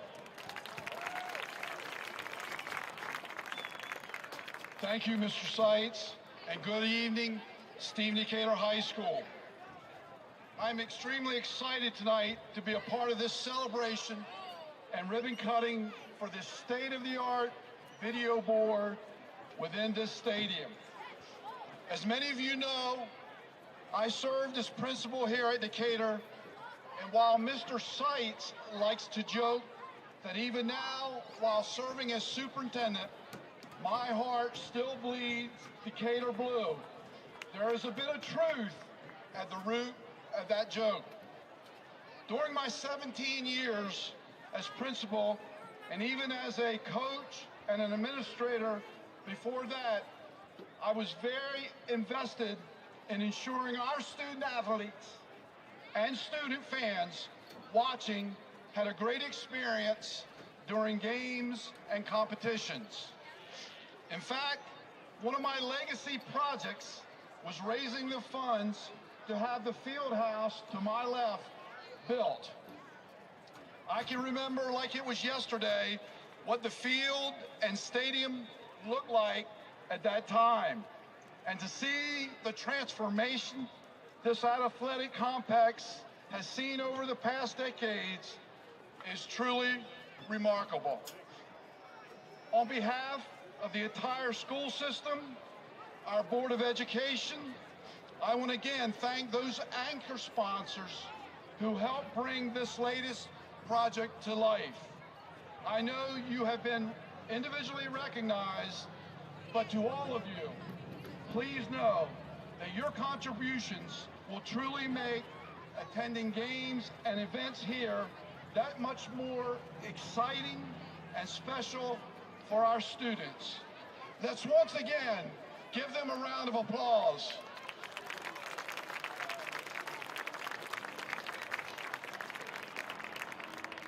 Lastly, and before I turn the microphone back over to your principal, I want to extend a special thank you to Mr. Seitz. I know how difficult it is to bring such a large-scale project to life for your school.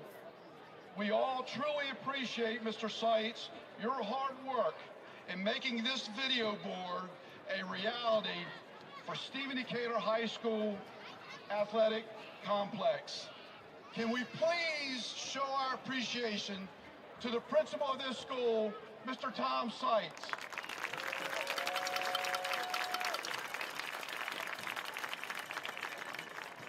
And lastly, before I turn it over to Mr. Seitz, let's go Seahawks. Thank you.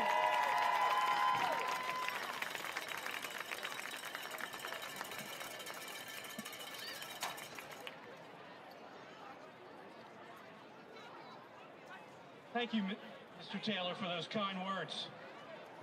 As we make our way over to the video board for the official ribbon cutting, I have a special announcement from our head football coach, Coach Jake Coleman. Good evening. My name is Jake Coleman, and I'm proud to be the head football coach here at Stephen Decatur. First off, I'd like to thank our unbelievable anchor sponsors. First, starting at the top, you have AGH, you have Preston Automotive, Park Place Jewelers, and obviously the Bank of Ocean City. Additionally, Taylor Bank, the Town of Ocean City, the Braley Insurance Group, and Team Productions. Without you sponsors, this would not be possible. But there's one person that I want to give him his credit. When Mr. Seitz told me about his vision, when he talked about building a $400,000 scoreboard, and I thought he was crazy. And I think you have to be a little bit crazy in order to dream that big. But he knew this community, and he knew that these sponsors would line up, and sure enough, they did. And it's just, it's creating an unbelievable environment for all of our student athletes across all our sports. And, so my hat's off to, Mr. Seitz and his vision. I think he's truly left a legacy here in Lou Taylor Stadium. With that being said, there's a couple people I want to mention that, they're behind the scenes and they make all the difference, okay? Ron Kinnear and Dave Dotson. These guys have worked countless hours, not just with the live stream, but also trying to bring you the most professional production with this new LED scoreboard. And I just can't say enough how important they have been. Dave Dotson has just, led the way, doing an unbelievable job the entire time. And I'm so proud to call him one of my very best friends. Our community has been unbelievable in helping us do projects such as the new Decatur Performance Center, our new wrestling room. Obviously you can look around and see the brand new track, You have brand new Bermuda grass fields that are going up for all sports. So, you know, it's just unbelievable. So proud to be the football coach. Go Hawks.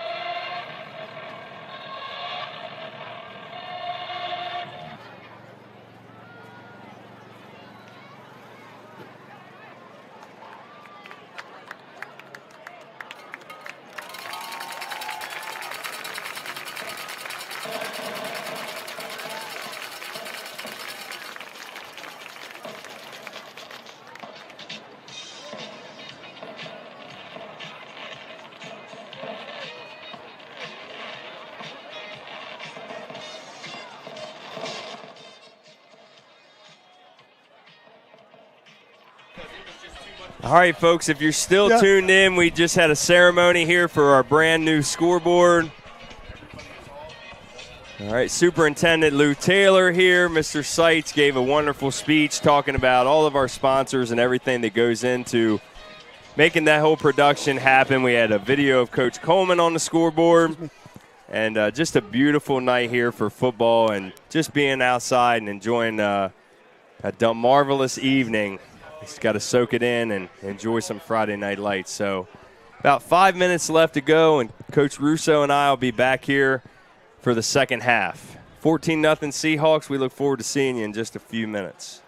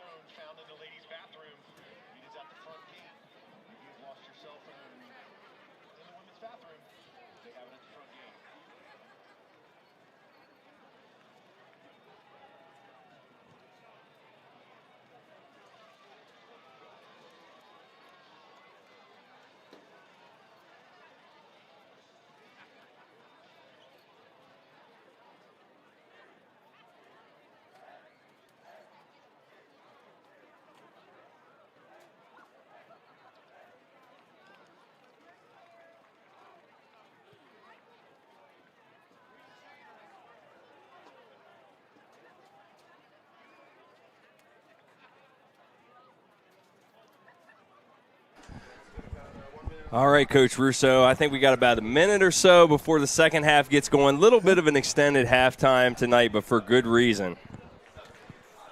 So we're going to go ahead and try and talk about maybe some keys to the second half. Coach, do you have a key or two for both teams for the second half? What are you thinking here? Well, for Stephen Decatur, it's taking that second half kickoff and scoring.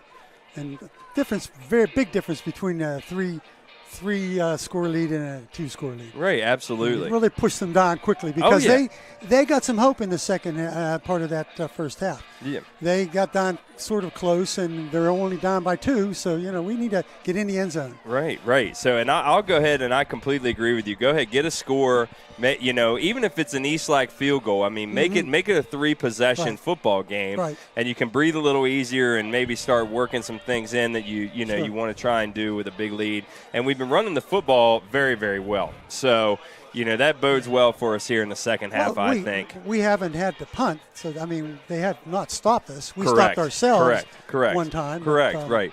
Some sloppy penalties, but you know what? Maybe in a roundabout way that Coach Lazinski and Bennett staff might not say that to their guys, but if you make it ugly and you control time of possession, because it's 2-1 Bennett to Decatur in terms of time of possession. They've had the ball much, much longer than we have. We don't know the exacts right now, but, if you're watching, you can tell, Bennett was on the offensive side of the football for quite a bit of time there in the first half. So, yeah, our scores were quick. Both times when we scored touchdowns, we scored very quickly. Then we had the third drive where we moved a little slower, but we got down there, and, of course, we didn't get the third touchdown. But you're absolutely right about that. Right. On Bennett's side, of course, they need to stop us on this first series and try to get the ball back and try to. Right. If it's a win for them if they can hold it to an East-like field goal, and then they can go back and try to run the football and keep it manageable. Because another thing here too with this rivalry is they of course they want to come here and win, but they also aren't going to come here and just be throttled on they've had some many tough other times. teams. And they've had some tough times over the last few years. They have, and I think they're trying to set a precedent here by you don't have to win every game, but Coach Lazinski's going to say you also don't have to be blown out when you lose. Right. So I think they didn't even have a JV team last year, the year before.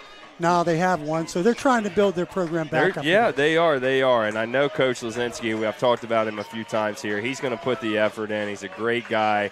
Coach Sandlin, who's the AD over there, another great guy. And I know Jesse Sarah, Gary McGackey, who was here several years. He's over at Bennett. And so they got good people in the building. The schools is about the same size as Stephen Decatur, so they have every bit the chance to come back. Absolutely do. So we got about a minute and a half, folks. We really, really appreciate you tuning in here, and hope you're listening or watching with the windows open somewhere. And even better if you were sitting around a campfire with a hoodie on right now. It's one of those nights, Coach. So about a minute left, and then a minute or two for them to get situated. We'll be right back for some second half action.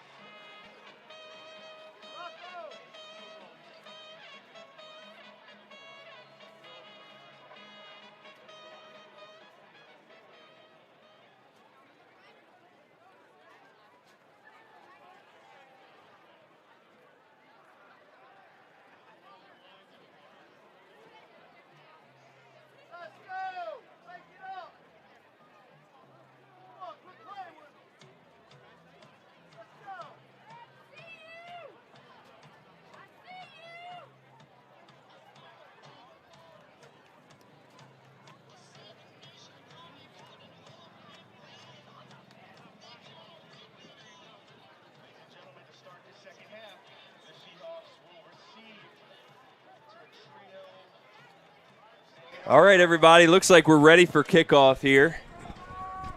Can't complain about anything. It's been a little bit slow moving, a little bit of a pace and all that, but it's been a good night here overall, and we really enjoy bringing this to you live. So 12 minutes at the start, and we are off. It looks like they just kicked the ball out of bounds.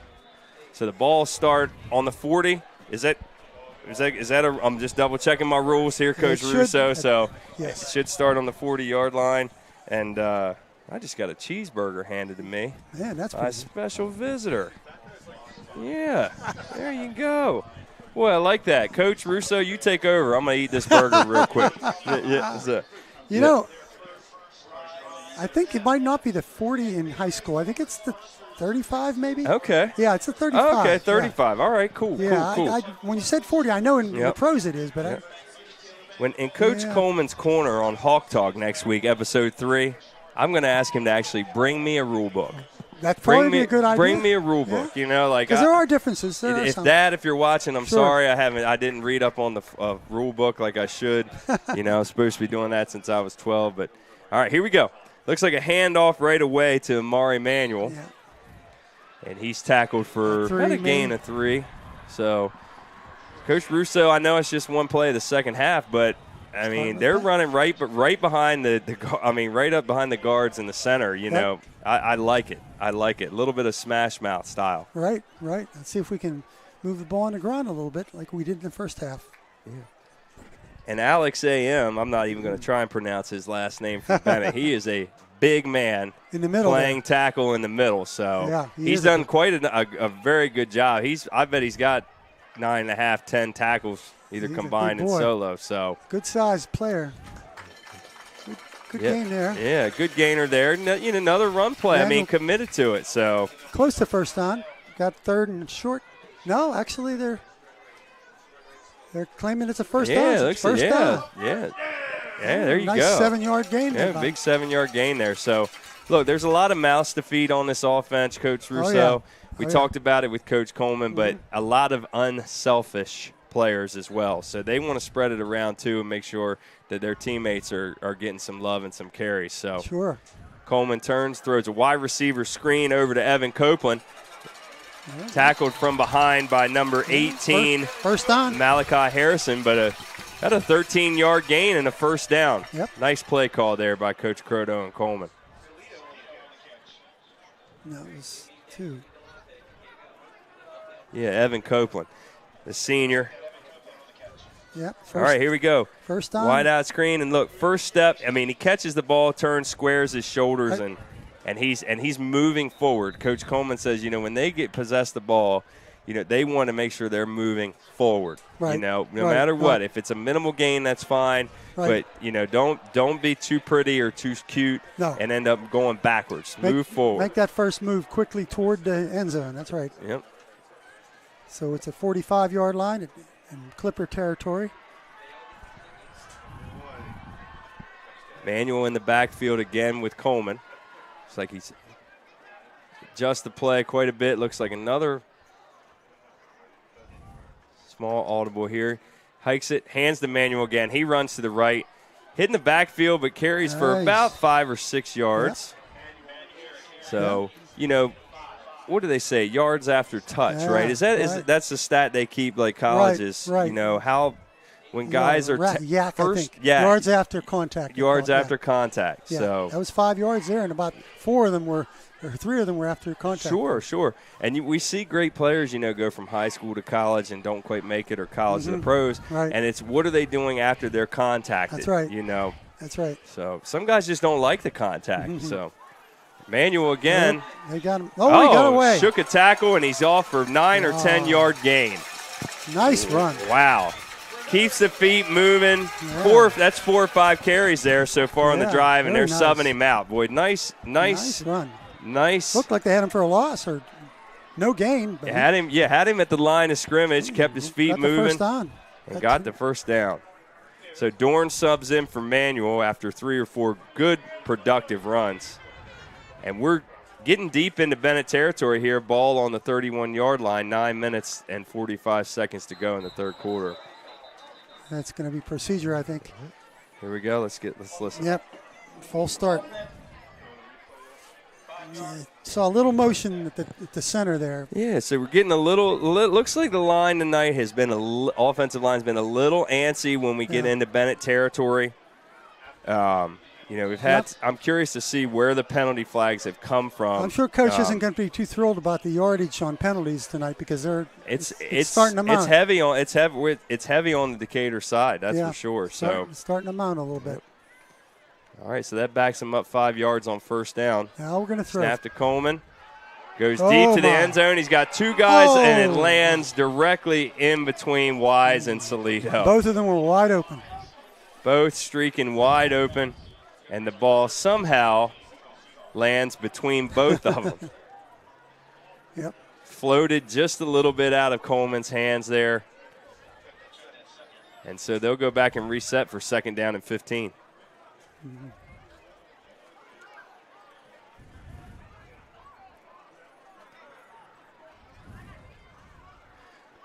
One thing about it, when Bryson lets it go, it looks effortless, and the ball is traveling.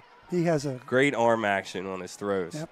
Drops back to pass again, flushed out of the pocket right. He's going to keep it. And it big play, little stutter step. He's still on his feet. Still on his feet. 16-yard line. Two spins there, and he's down to the 16-yard line with a big run. Nice job going through his reads. Didn't see anybody open in the secondary, and he tucks it for a big gainer, Coach. We're on the 20-yard line. There were two defenders, and he just split them, went right between them, and got another 5 yards. He's a tough man to bring down. Yeah, 6'6". I don't know how much he weighs. We'll have to get an official say weight on him. 195, that's probably about right. Yeah, but he carries like 230. Yeah. I mean, he's just a hard man, long levers to bring down. I'm sure that's what he's going to be carrying in the next year, probably. Yeah, very soon. So, all right, inside the red zone now. Ball snapped to Dorn. Carries up the middle for, I'd say, about 7 or so. Yep, inside the 10.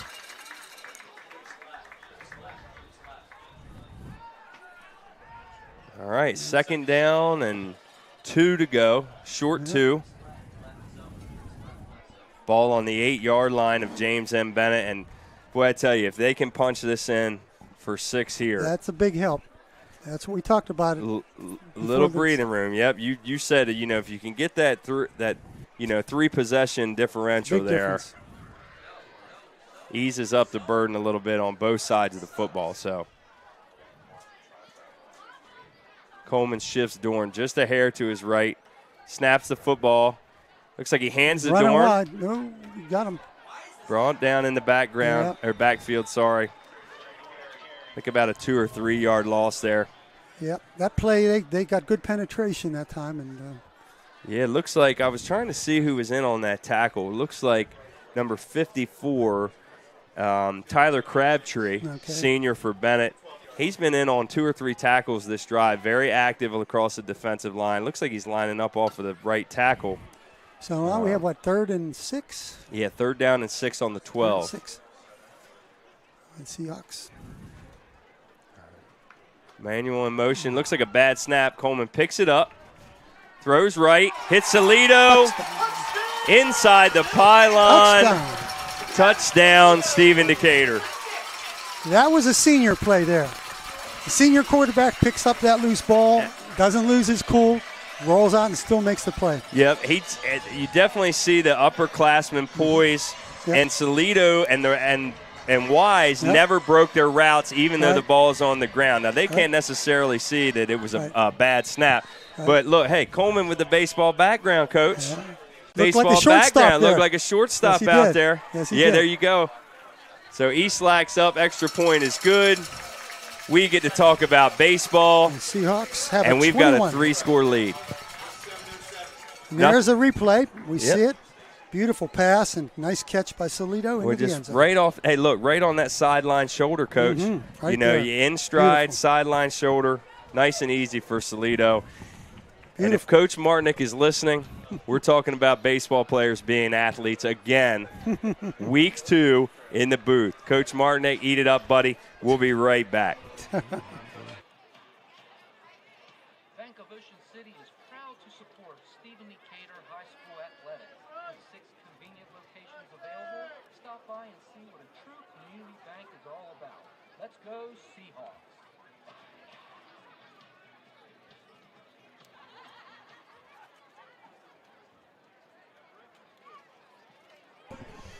All right, Seahawks about to kick off here. Pardon me, I took a bite of that delicious cheeseburger. Just getting that down now. Coach Greenwood has already finished his. Just one bite and right down the hatchet, buddy.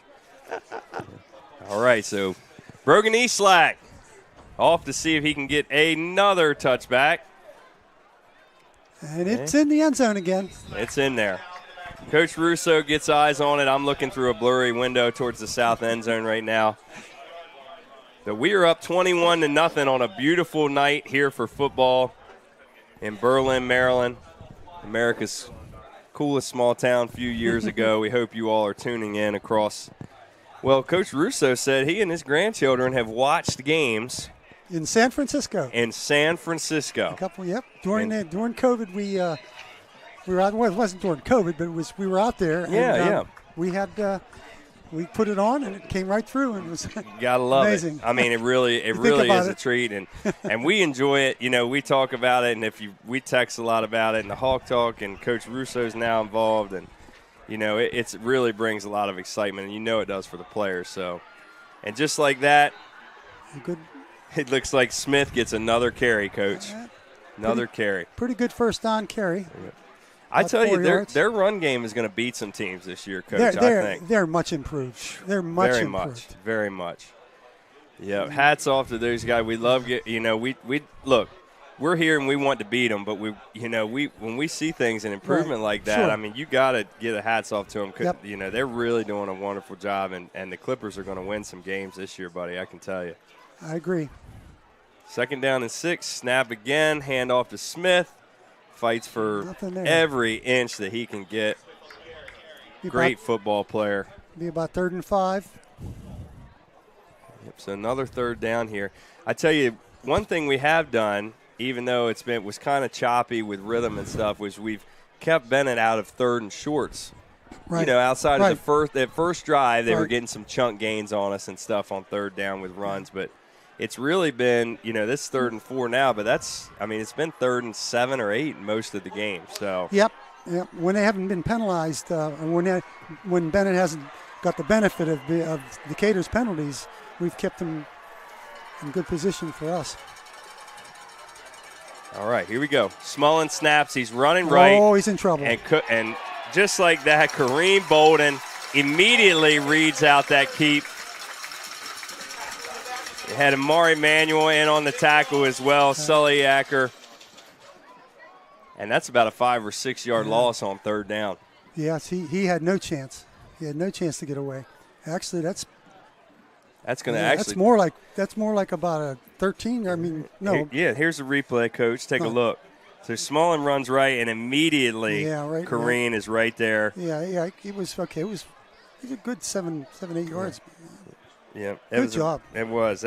And Anthony Burke in there, I see him nose for the football. We make sure I saw him in the hall, wanted to give him a shout out, and I know he's been in and around it this year. We'll get 4th and about 13, 12. Yeah, it looks like they're going to punt that took them out of a 4 down, opportunity too there on that loss. So. Okay. Oh, and it's blocked. It's blocked. Salido, oh my goodness. Saved it, and that should be a touchdown. Yes, it is. Wow. Salido saved it. I tell you what, I know we got to get Dave Dotson and Kenura to send that in if they can get that zoomed in to ESPN or Fox News, because that was Salido blocked the punt, Coach. Right. And then he saved it. Here we go. Here's the highlight right here. Salido blocks the punt and then just relentless pursuit and dives and keeps the ball. That is amazing. In the end zone. Boy, that is a next level. You just don't see that in high school football, folks. No, that looked like a basketball player. That was it was Salido.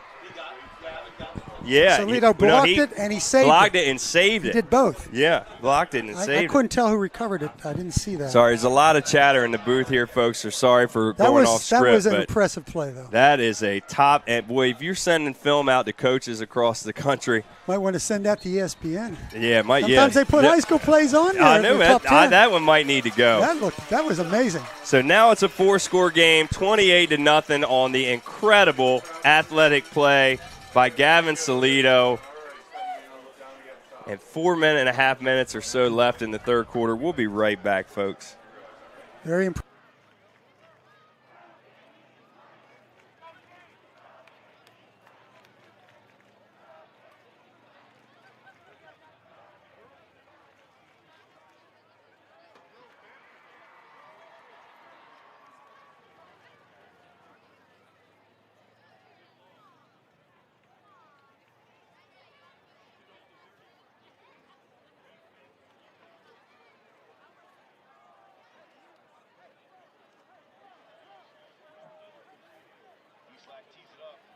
We're getting ready here.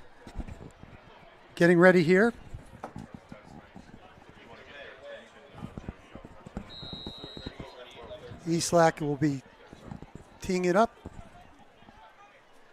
I tell you what, Coach Russo, it's nice to have guys. That's well into the end zone. Well into the end zone for another touchback. But back to what I was saying, it's nice to have guys working here side by side with a microphone that don't have to watch kids or grandkids running all around and checking in and handing Powerades back.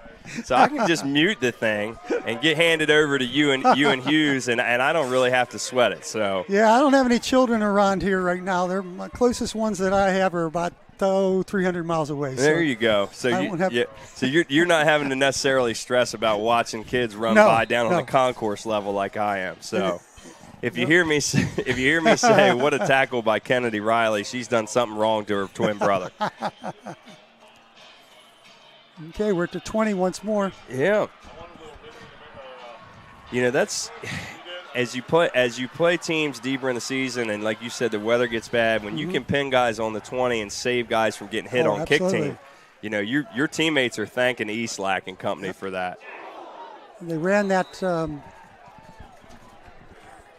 Big contact there. Play that they ran previously, and it worked again. It does. And I'm kind of surprised, and I almost want to see them put the ball in the air a little bit. Yeah. Like maybe mix it up. You know that only helps our defense get better when you have to. They have to. Play defense. You're right. You can't key in on these just runs and maybe a misdirection here and there. So. Yeah, that's about a 6-yard gain there. Yep. Second and 4. 4 minutes left in the third quarter. That didn't go anywhere. Did not go anywhere at all. For no gain. I think it was another handoff to Smith, right? Yes, believe. Yes, it was. Yep. Number 24. Yep. So here's a big hit here, Coach. There's the misdirection play to Stevens. And there was a in on the play, big stick. Good tackle, yeah. Devin Chandler, he coming from 20 yards deep in the secondary, he's not afraid to put his nose on the football, that's for sure. Another basketball player. Another basketball player. Be looking forward to watching them play sooner than later, man, I'm telling you. Oh, time moves along. They'll be playing basketball before you know it. Coach B.J. Johnson is out here watching his athletes play football. And hoping they don't get hurt. Right, correct. And still making sure they get their free throws in and get their work in too. Yep. So we have a first down. Yep. Bennett got that third and short. They converted that. So yeah, one thing about our guys, and we've got a bunch of guys that can carry the football, but if you had a Smith on our, on the Seahawks, right? Who you can just bell cow it to third and 4. He looks like he's a little heavier, a little bigger too. I don't have his game weight, but our backs aren't nearly as thick as he is. Right. So we're talking about yards after contact. Right. He's a guy he's looking for contact. Right. He can take it. Yeah. And they ran a counter that time, stuffed in the backfield. Looked like a flag on the play. I think we're going to probably get a holding call here. Maybe holding, It was pretty early. It could have been a procedure. Oh, yeah. Okay, let's see. Oh, we think Coach Coleman's going to decline it, so it's definitely on Bennett. I think it was maybe an equipment thing. I thought I saw him make that signal for the equipment. I'm not sure, though. Okay. Motion. Okay. Okay. There you go. Yeah. Yeah, no use. Yeah. All right, so it looks like Coach Coleman declines the penalty, so it should be 2nd down and 10 now. That's correct. 2 minutes and 33 seconds left, ball on Bennett's 31-yard line. So the defense has done a really nice job outside of that last drive before half of keeping Bennett deep in their own territory pretty much the whole game, even though the time of possession has been. And we helped them out with some penalties on that last drive too that they had. You know, we were we were very sort of the Santa Claus syndrome there for a while. So it looks like another misdirection type play with a fake little RPO and a fake pitch, but swallowed up by the defense. Salido. 3rd and long. And Eric Brachia in there on the tackle. Nice job by Mr. Brachia, back from Parkside High School. Okay.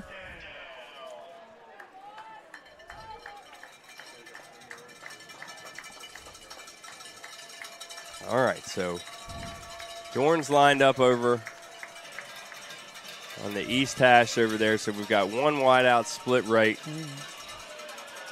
Smith in the backfield. Smallin gets ready to snap the football. Stevens in motion. Looks like another illegal procedure. Some kind of a bobble there, that's for sure. That snap didn't go off the right time.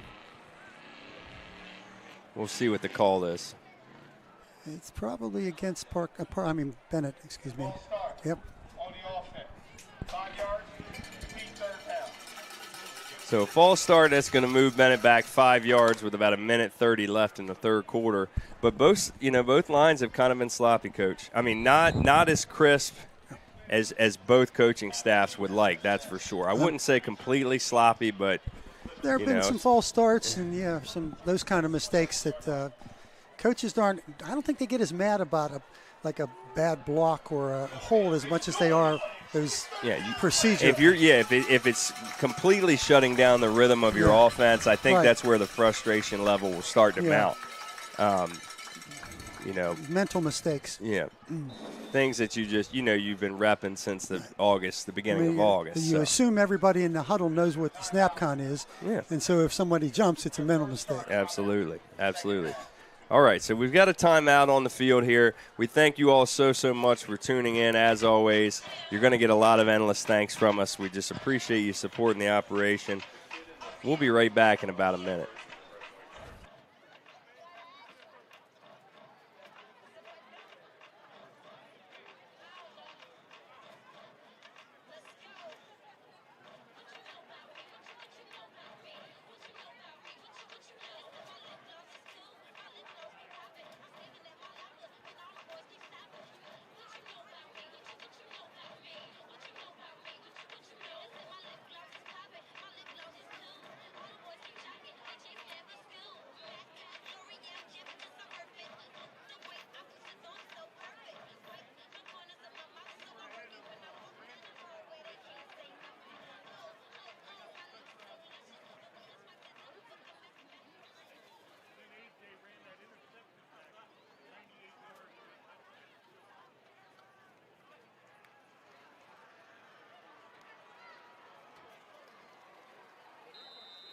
All right, so I told my fourth period health student, Alexander Facello, if he walked by, I'd give him a shout-out on the broadcast. And sure enough, I look down here. There he is. I can't see much through the glass, but I see Facello standing down there. So nice job. You get the shout-out.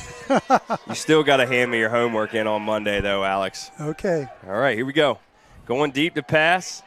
Oh, big hit and almost picked. Almost intercepted. Timed that up perfectly, but I tell you, that's a jarring hit. And it looked like, I don't know if it was Delonte Henry or not. No, it was Ethan Bradshaw. Yeah, it was Ethan Bradshaw. Yeah, there were several Seahawks over there. Ethan has been following Stevens all night. Here's the hit. Look, Ethan gets there right on time. Boom, Ooh. Big hit. Yep, almost picked off, actually, on deflection. But he got in there. I mean, it was clean, and he came in, nice form. But punt formation. Big hit there. They're gonna punt the football. So nice job by Bradshaw there. Gianmarco in punt formation. Number 99. He doesn't have one bar on his helmet. Oh, that was The end broke early. Oh, for us? No. Okay. Bennett's number, I think. Number 16. 16, yeah, he broke early. He's probably the gunner. He wanted to get down there and Kylie Duffy, freshman. Probably wanted to make a play, yeah. Yeah, freshman. Look, hey, he's down there. He's trying to make a name for himself. He's trying to get his name called, but he got it unfortunately Left called a little early. For a penalty. So. And when it's right out there, he's on the end. It's pretty obvious. Oh yeah. All right, so that'll back up Bennett another 5 yards or so. 49 seconds left here in the third quarter. 28-0 Decatur.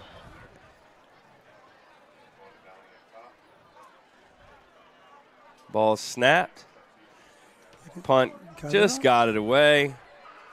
It's like it's going to go out of bounds. Okay, Seahawk roll there. Yeah, Seahawk roll back into Bennett territory at about the 44-yard line of James M. Bennett.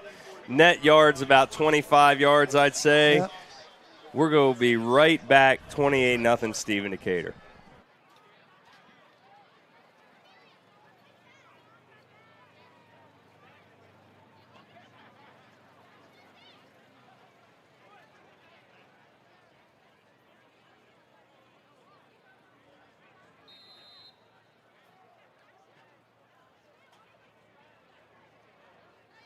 All right, we're back at it. Bite of cheeseburger in the corner of my mouth. Sorry, folks.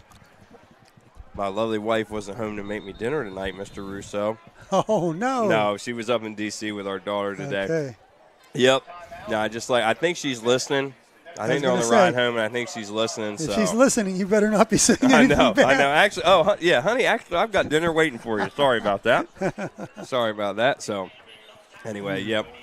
So, look, and just like that, we rush back, and I think somebody calls a timeout. Yeah. So, anyway. You could have had another bite of that cheeseburger. Oh, they're just going to have to pull a Jamie Greenwood and just take it down the gullet, baby. It went fast over there. That cheeseburger I didn't even see it. It's just gone. When you have the voice of an angel, you got to make sure you get your food down real quick. Isn't that right, Coach Greenwood? Absolutely. Yeah. We do have a lot of fun up here in the booth, folks. You are going to hear a lot of inside jokes that you'll probably absolutely have no clue about, okay? Yeah. I say that as Mr. Knurr tries to hop in on the action as well, so. Just an absolutely picture-perfect night up in the booth. Oh, I'm getting all sorts of youngins and students waving up here. They can see us now, with the lights on in here. Right. So, all right, so here we go. Coleman in the offense back out here, 38 seconds left. Ball on the 38-yard line of Bennett, or 44, excuse me. Ball is handed off, almost stripped. Emmanuel Gaines, nice 10 yards on the play. That quick hitter into the middle is working really well. It is. And, one thing I have noticed, too, is that, the last couple of possessions, Bennett's been running the football a lot. That'll wear a defense down, but I can notice that we've been subbing a lot on the line in the second half. Well, that's a big advantage because we have numbers. Bennett, I think, has about 27, 26 kids over here. Right. So there are a lot of two-way guys, and hats off to them. But when we can sub, out a whole line of defenders, it makes a huge difference. And not lose much quality. Sure. That's the main thing. Yeah. And Coach Coleman even said it. He said that, certain guys would depending upon matchup know that they're going to play a little more in the second half as guys wear down. Mm-hmm. So you get buy-in that way, and the kids work hard for their reps. So another timeout on the field here. Yeah. So we'll go ahead and let them get things situated. We'll be right back.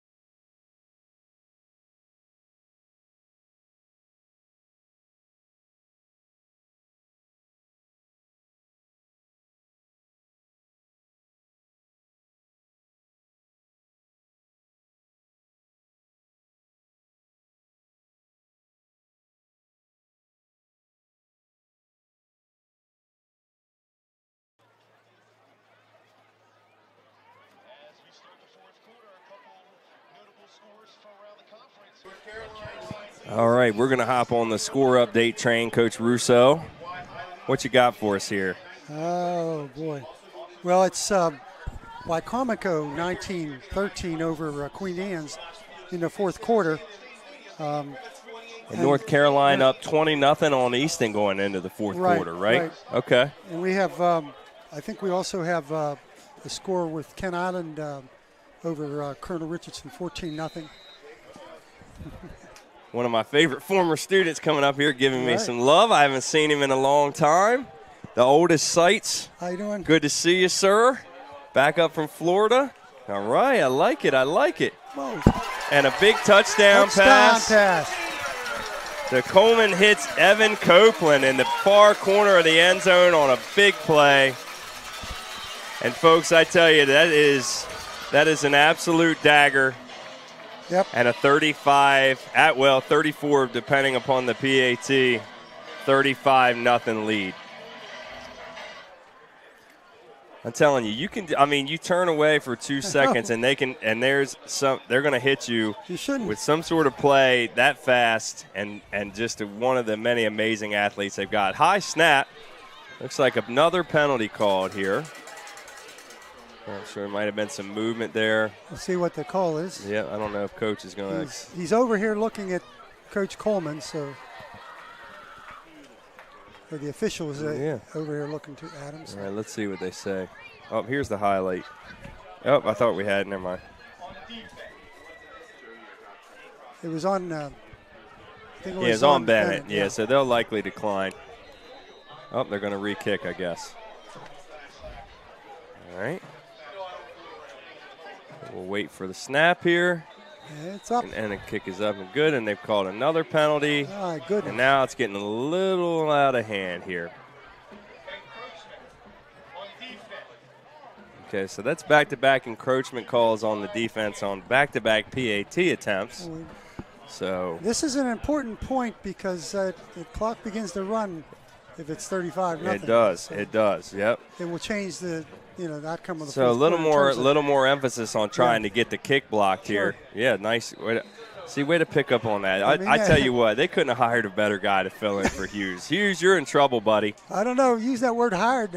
You can be in trouble, and that kick is. My gosh! Again. No, that's 3 straight. Three straight.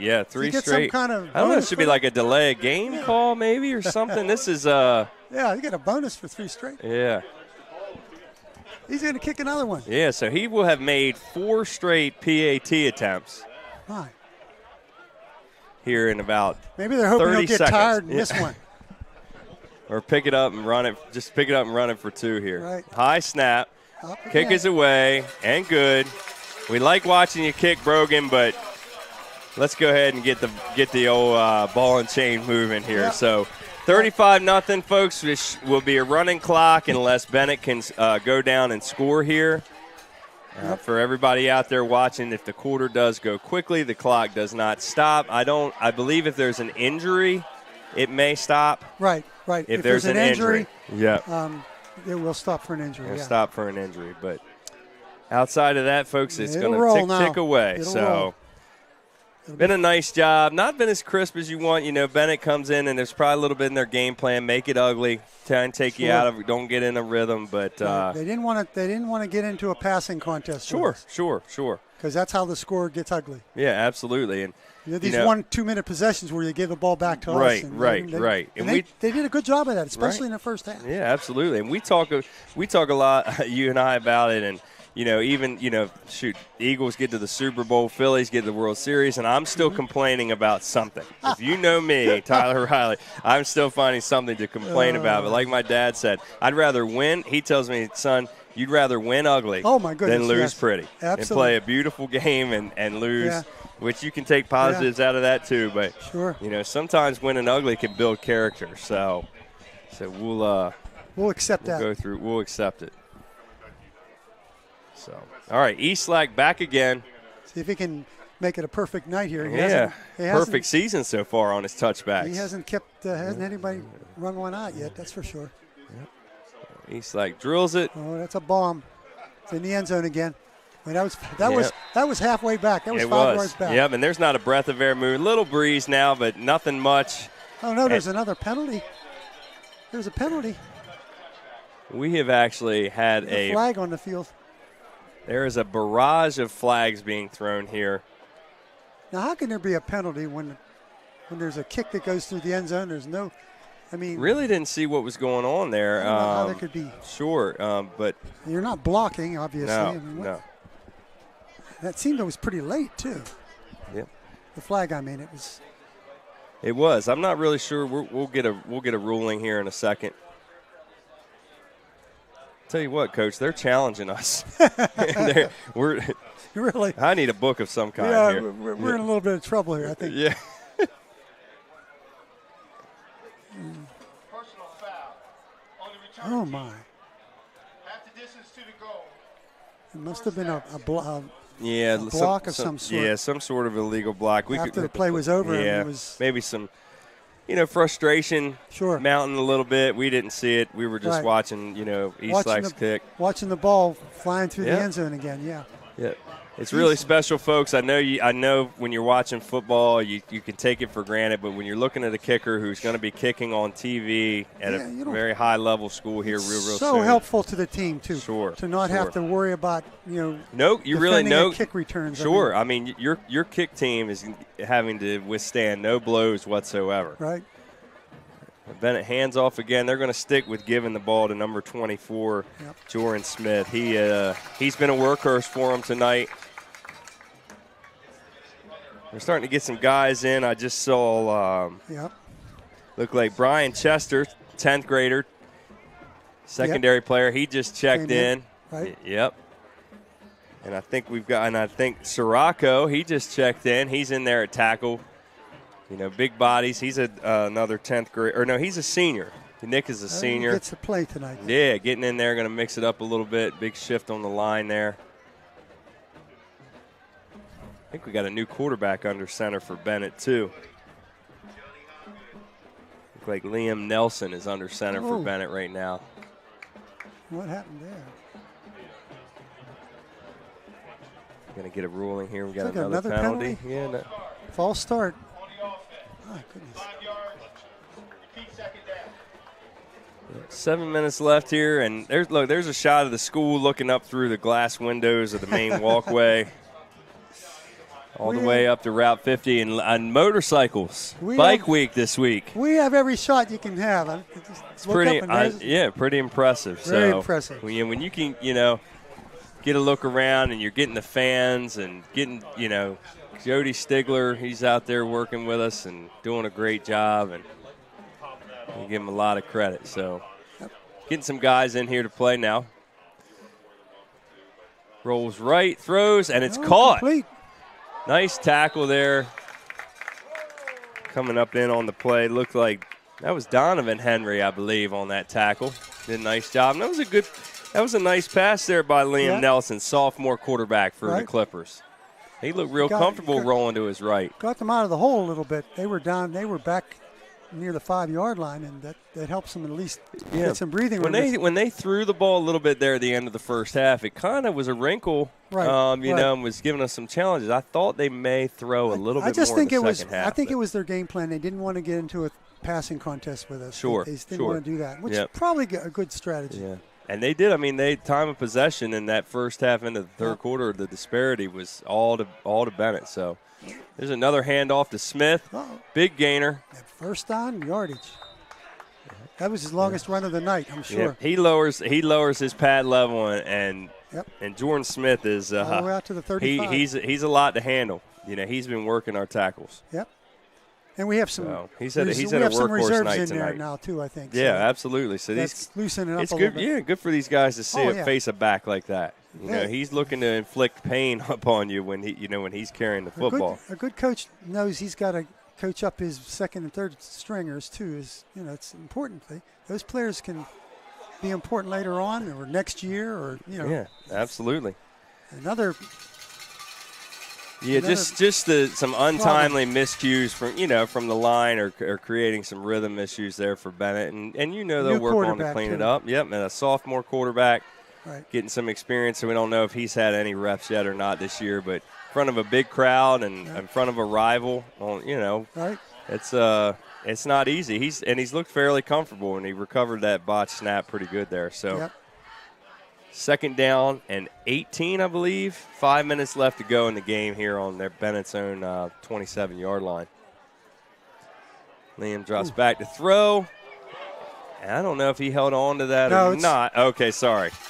It was perfect timing on the tackle. He made the hit just as the ball was arriving. Yeah, and I was blocked here a little bit by the wood paneling. I don't know who was in on that. It looked like number 18. Was Waylon? Was that Waylon?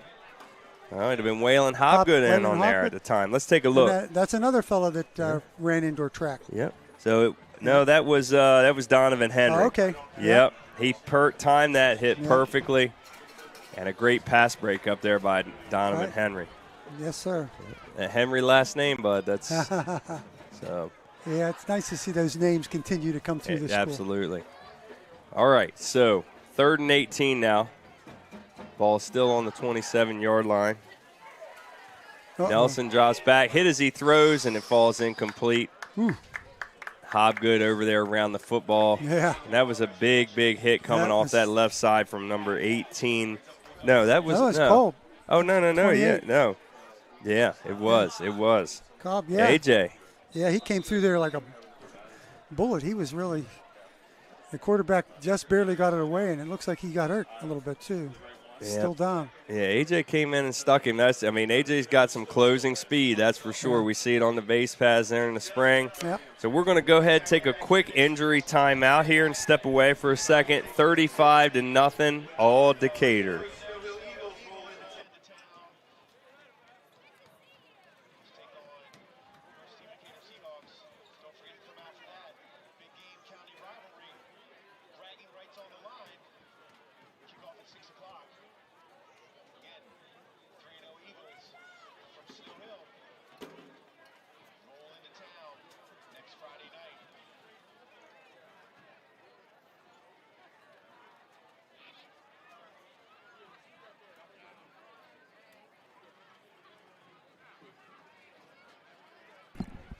All right, so as we alluded to before, the clock will stop on any sort of player injury. Now it's rolling. Now it's back rolling as soon as the player exits the field. So 4th down and 18. Bennett's got to convert. They are punting. Got it away, and that's a decent punt there.